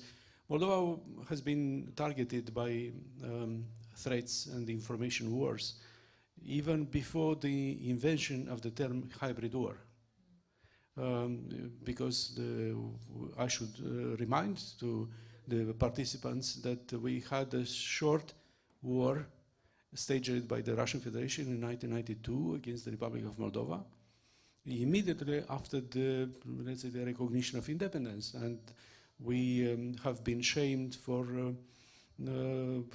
nationalistic movements, for anti-human rights, etc. But in fact, it was a strategy to detach 11% of the territory and keep a kind of sponsored separatist regime until now. The separatist regime of Transnistria is until now a threat to the independence and statehood of the Republic of Moldova.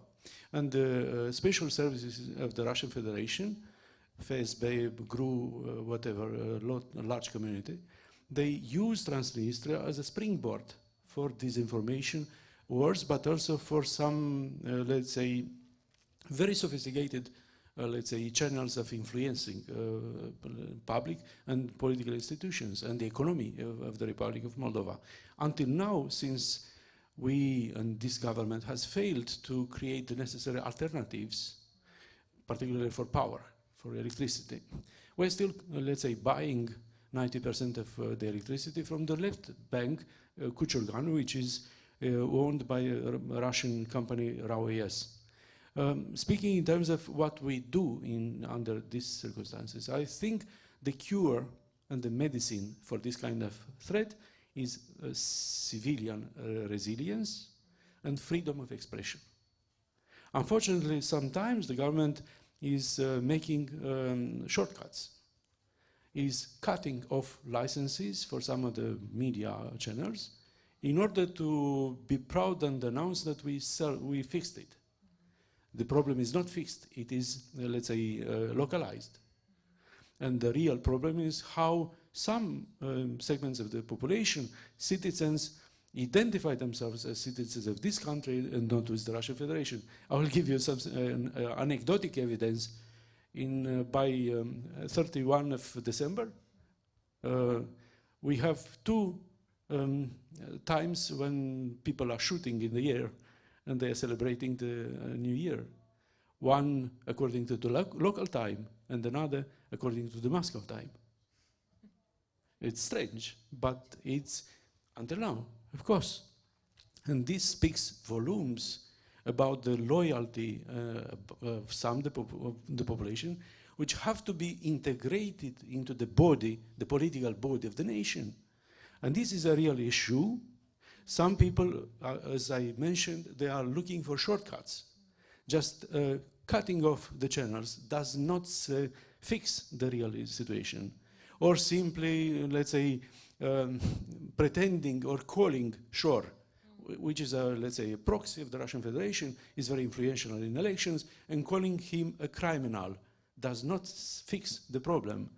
He is followed by dozens and thousands of followers, real followers, which vote in elections. And rather than calling somebody a criminal, just put him in cage, in prison. And second, cut off the supplies, the financial flows which go into this party. And this is a real issue related to good governance. And this is why some of the political parties, like we, I represent the COOP, Coalition for Unity and Prosperity, sometimes are very critical on these kind of aspects. Rather than solving and fixing the issue of good governance, sometimes government just want to report, we fixed it. But in fact, they are creating even more troubles. I just want to follow up with two questions. So you said that there are sometimes shortcuts which are creating kind of ad hoc precedents that maybe another government or not a pro-European one can use against people and against European civil society and media in future. They can say, okay, this government has decided to ban a party, for example. We can also make that decision because they were the more democratic one and they still managed to do that, so it gives them legitimacy.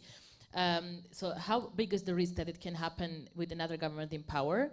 And the second one, you mentioned about the fact that we want shortcuts. I think it's because we are on a time crunch, and because, for example, making sure that there is enough strong infrastructure of Moldovan television in Romanian language, it takes time to create. But banning Russian outlets, it's easy. So on one hand, we have a very big dilemma of long-term and more good governance solutions, and a short-term and a bit not so easy or black and white solutions. What would you do differently? And do you understand that there is this contradiction between the two? There are serious contradictions, let's say, between the strategy taken by the government and by citizens of Moldova to be part of the European Union and tactics.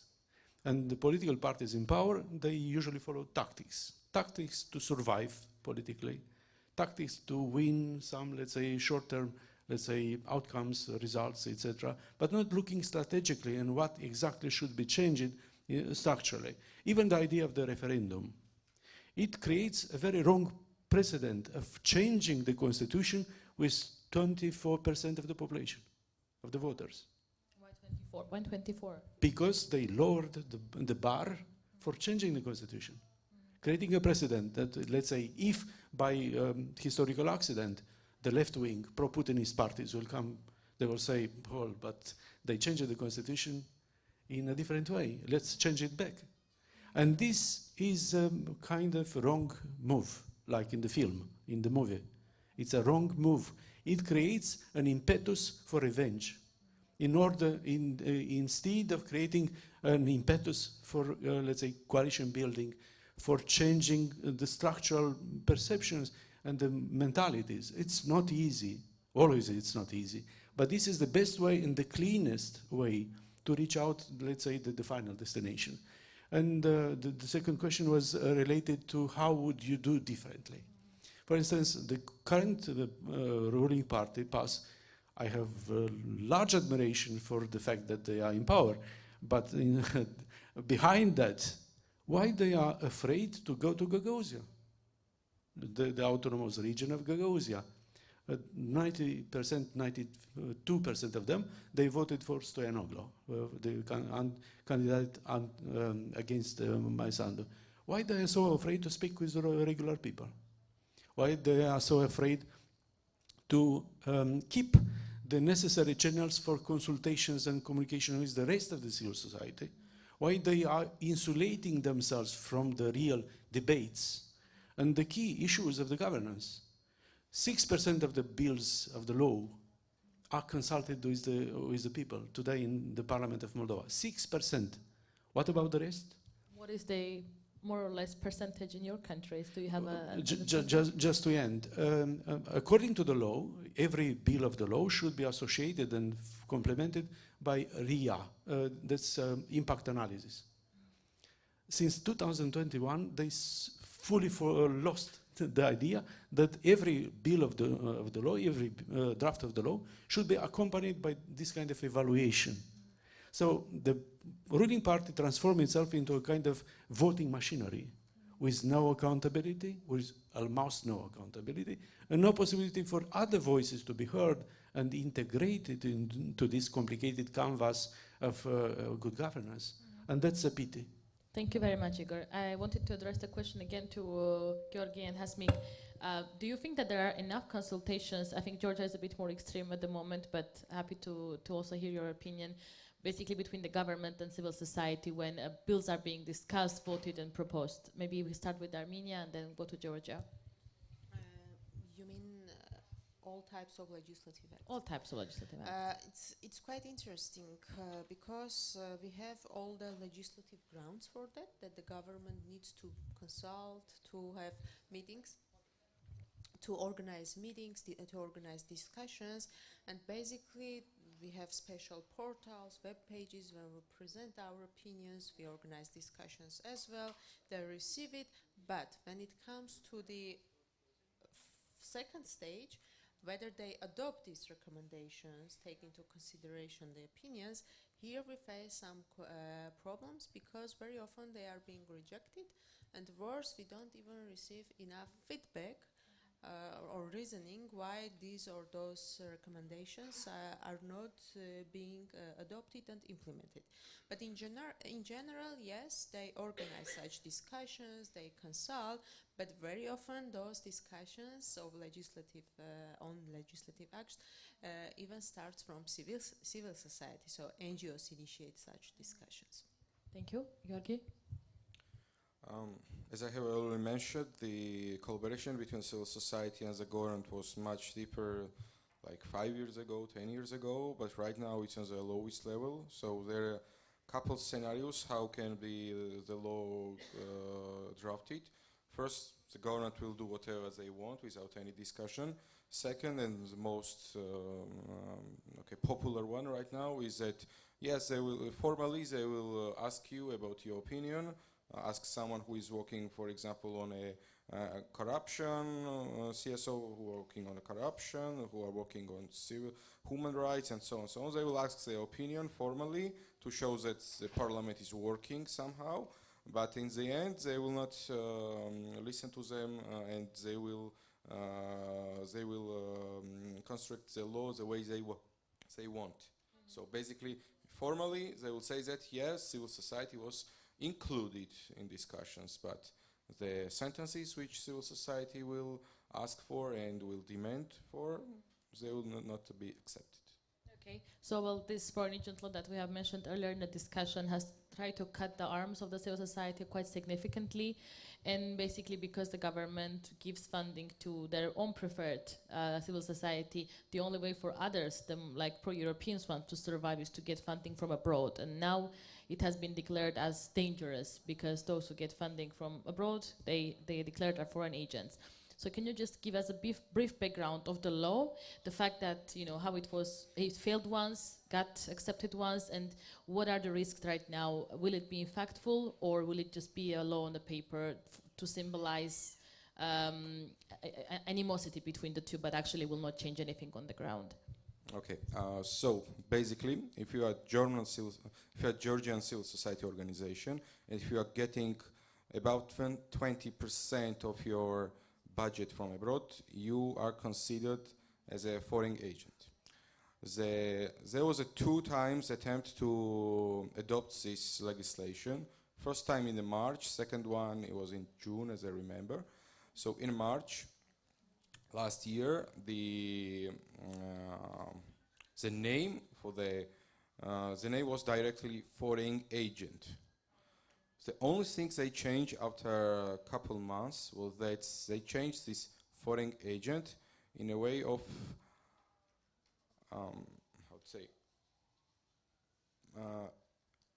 persuading foreign influence or something like that. Like they only changed the name, but they didn't change anything inside the law. Yeah, it was formal change to foreign influence, no? Foreign influence, yeah, like yeah. So basically, what is this law about? It's for stigmatizing civil society. Also, cut the foreign funding from us. the civil society organizations, big NGOs in Georgia, all said in one sentence that they will not register in this list. So no Transparency International Georgia, no International Republican Institute, no Europe Georgia Institute. No one is going to register in this list of foreign agents. They are threatening us with big fines, starting with 5,000 euros, finishing with 10,000 euros for every NGO. And what is the worst thing that is already done and can't be changed anymore? When you go into the war with your government over this law, you never come back from the law without any casualties. And the casualties from our side was that we have been demonized.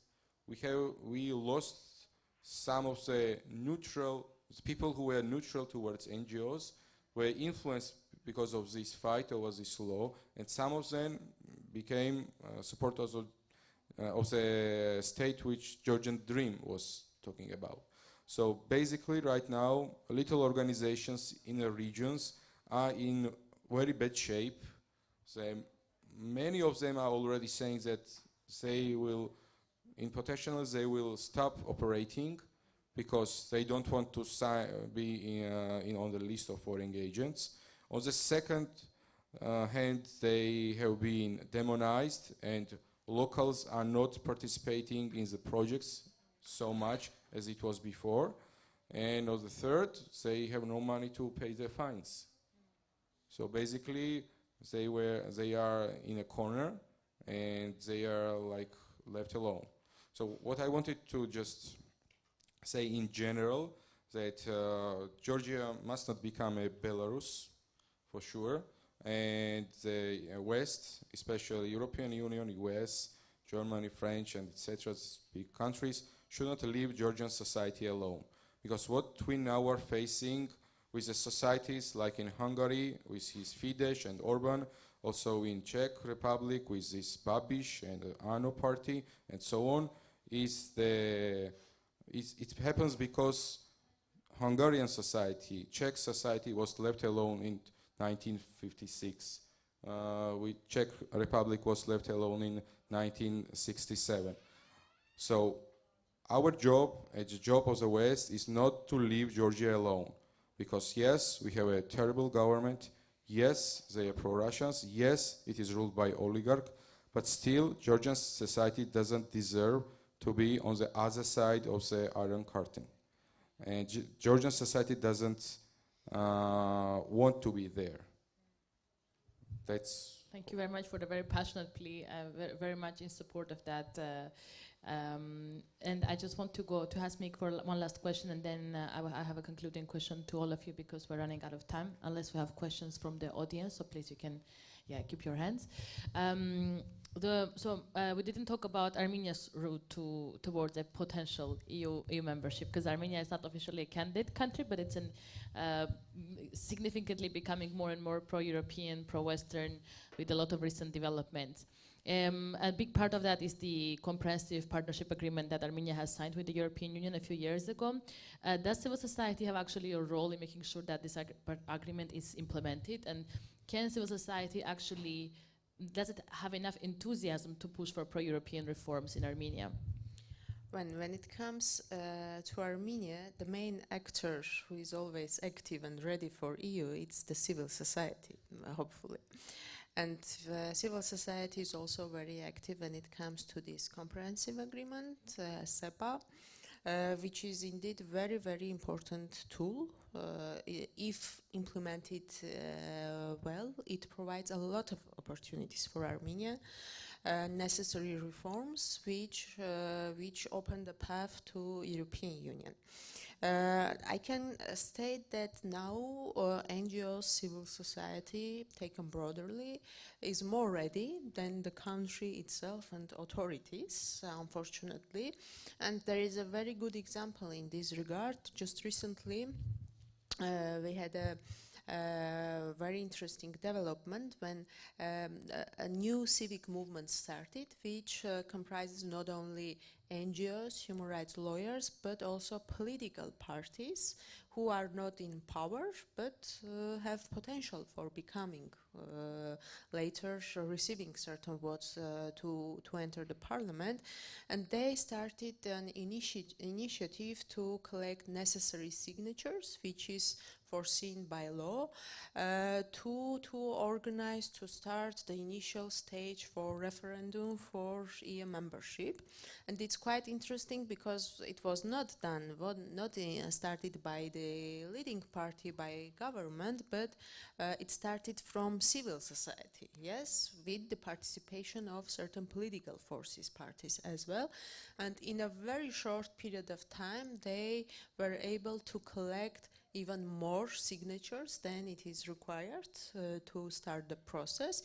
By law it is 50,000, but in very short period of time they collected 60,000. So this is already a good sign where we stand, the Armenian civil society, and where we can go. But at the same time we understand that there are many challenges.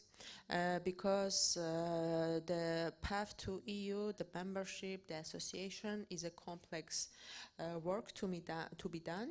And first of all, it requires a lot of reforms. We need to have rule of law in country. We need to have economic reforms because our economy, that's a fact, depends more than 90% from Russia.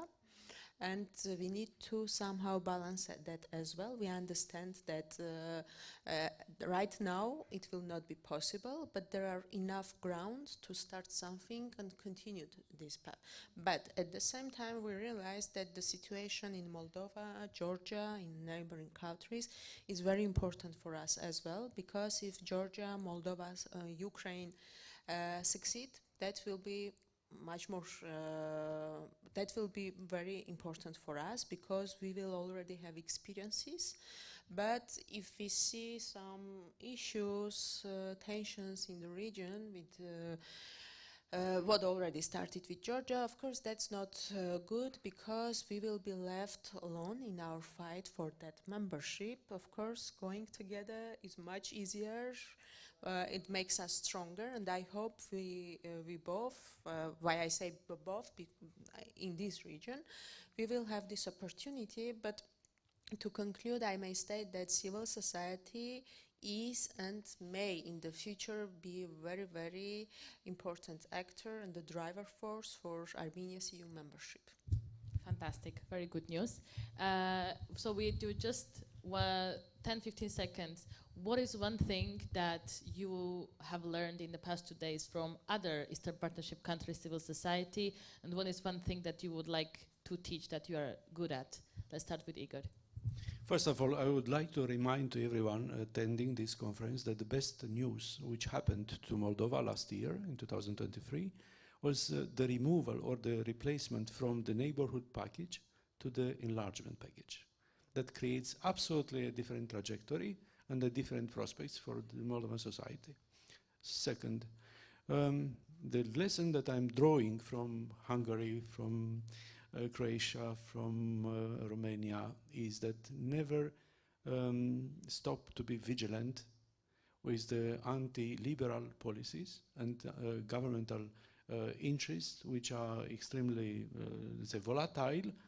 But sometimes they are, even inside of the European Union, they are keeping anti-democratical behavior, anti-rule of law, etc. So the lesson for CUB and for the participants coming from our party, and I salute ultimately the fact that they participated actively in this workshop, is to be vigilant and to have the capabilities to complement exactly what is to be complemented in the government.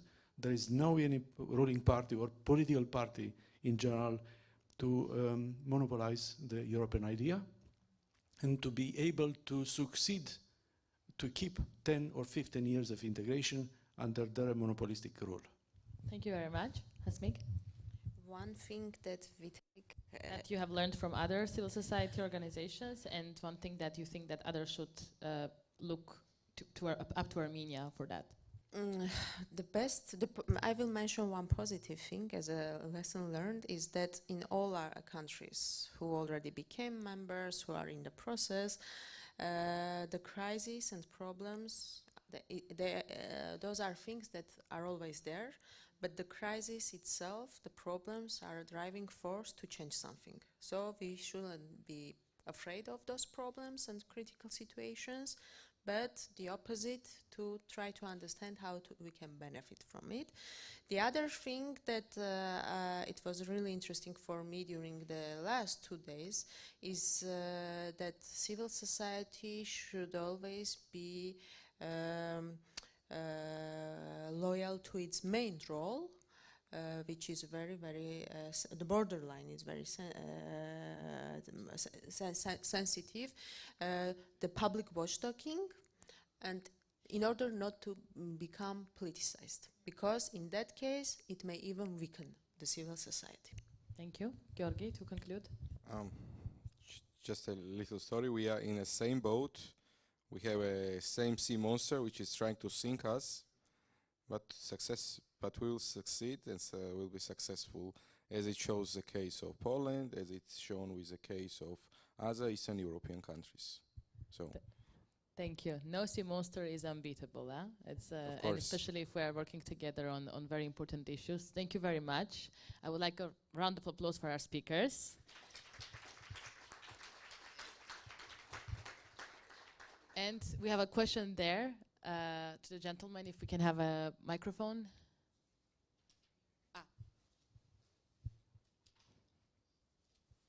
Please present yourself and address your question to one or all of the speakers. Thank you very much.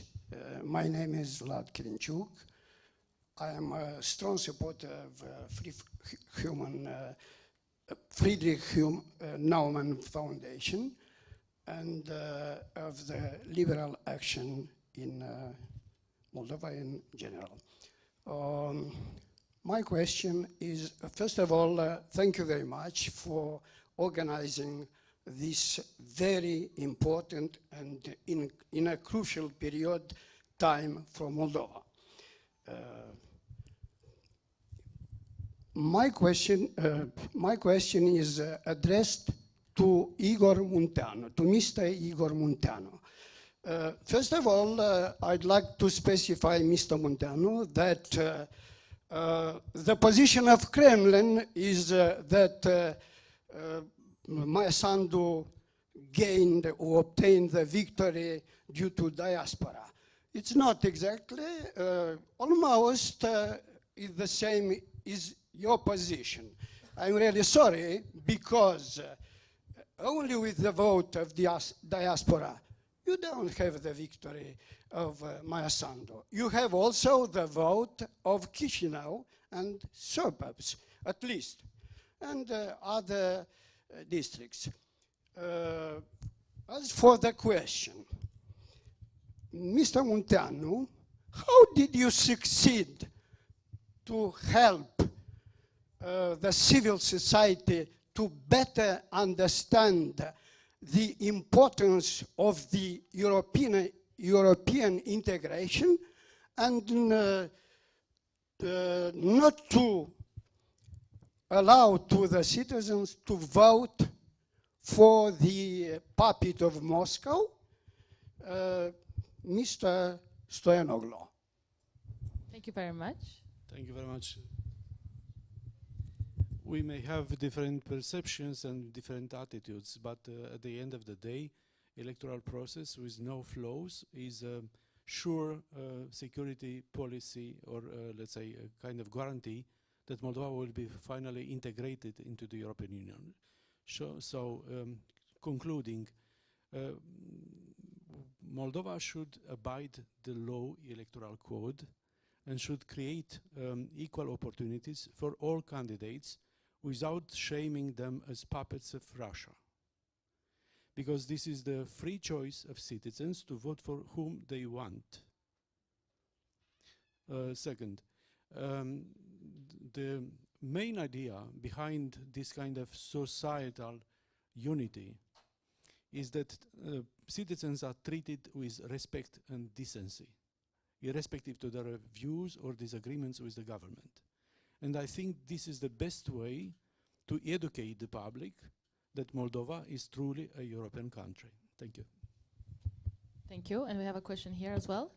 Yes, I think my question is to Georgi, but at the same time, if any of the speakers feel like also giving an answer, it would be even better. I totally understand the context of the foreign agents law in Georgia and how it is used in order to block the activity of the opposition. At the same time, I feel like again, it's a local question, but I think your point of view from abroad might be a cold shower somehow for us, and it is very necessary. I think there is an elephant in the room we're not speaking about here. Again, coming to the problems of the civil society in Moldova, I'm coming from the civil society. For 5 years, I have been leading a youth NGO. We have been organizing debates for students. I can understand what kind of NGO is this one. I can understand what kind of NGO is Liberal Action, for example, which is positioning itself as a think tank, giving expertise and capacity building for liberals in Moldova. At the same time, we came to the point where, for example, one of the biggest television in Moldova is organized and is working as an NGO. So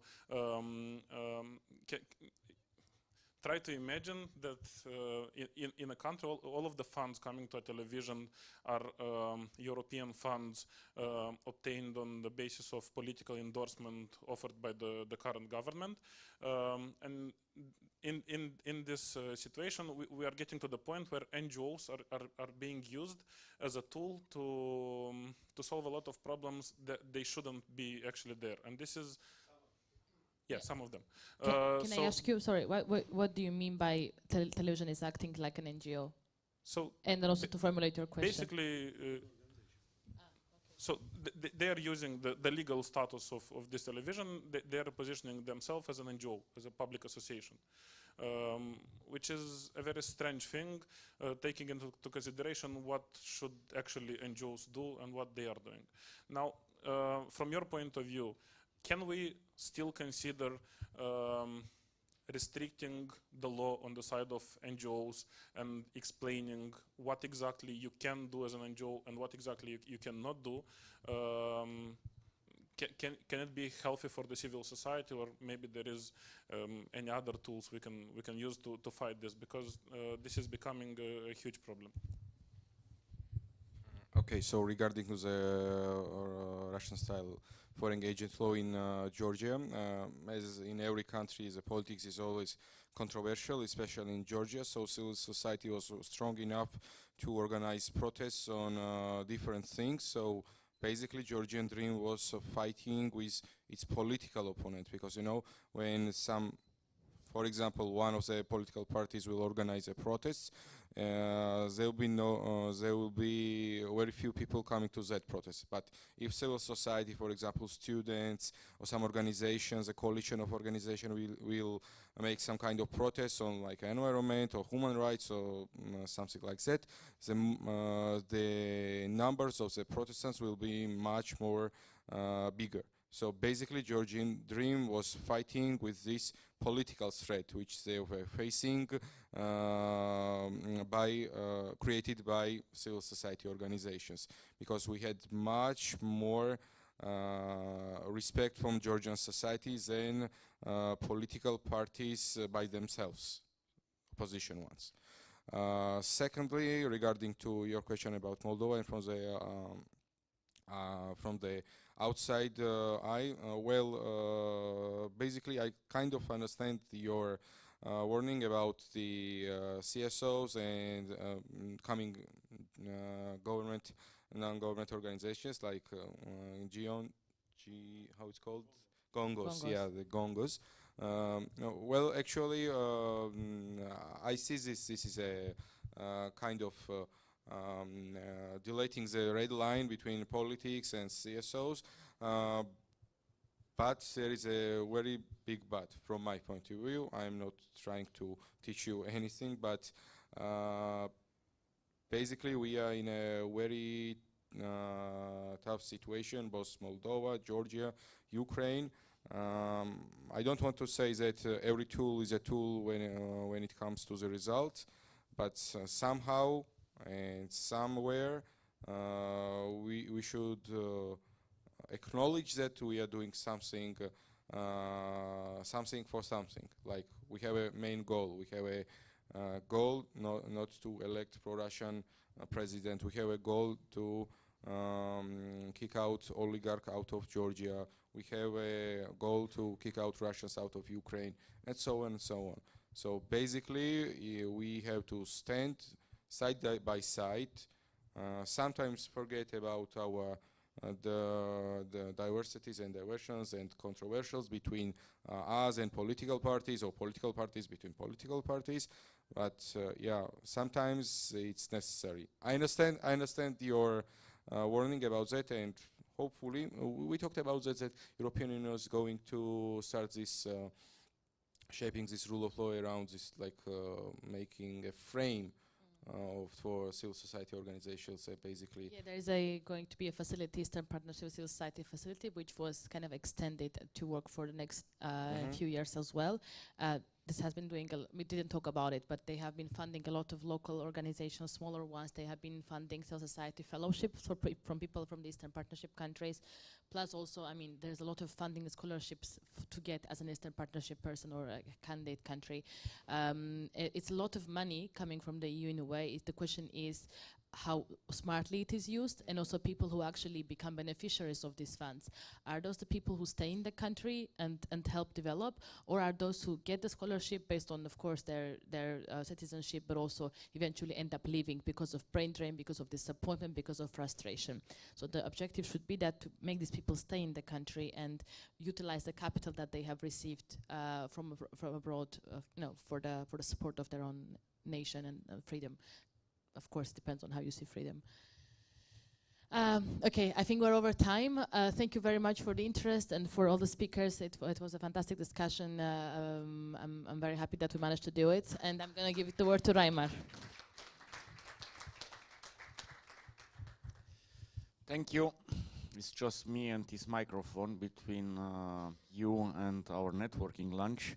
So I will be very short. Thank you again, being so numerous here. I hope you learned a lot. I hope you use this information. I see young people, so I encourage, in the room, I encourage you, go civic, be engaged civic, because Moldova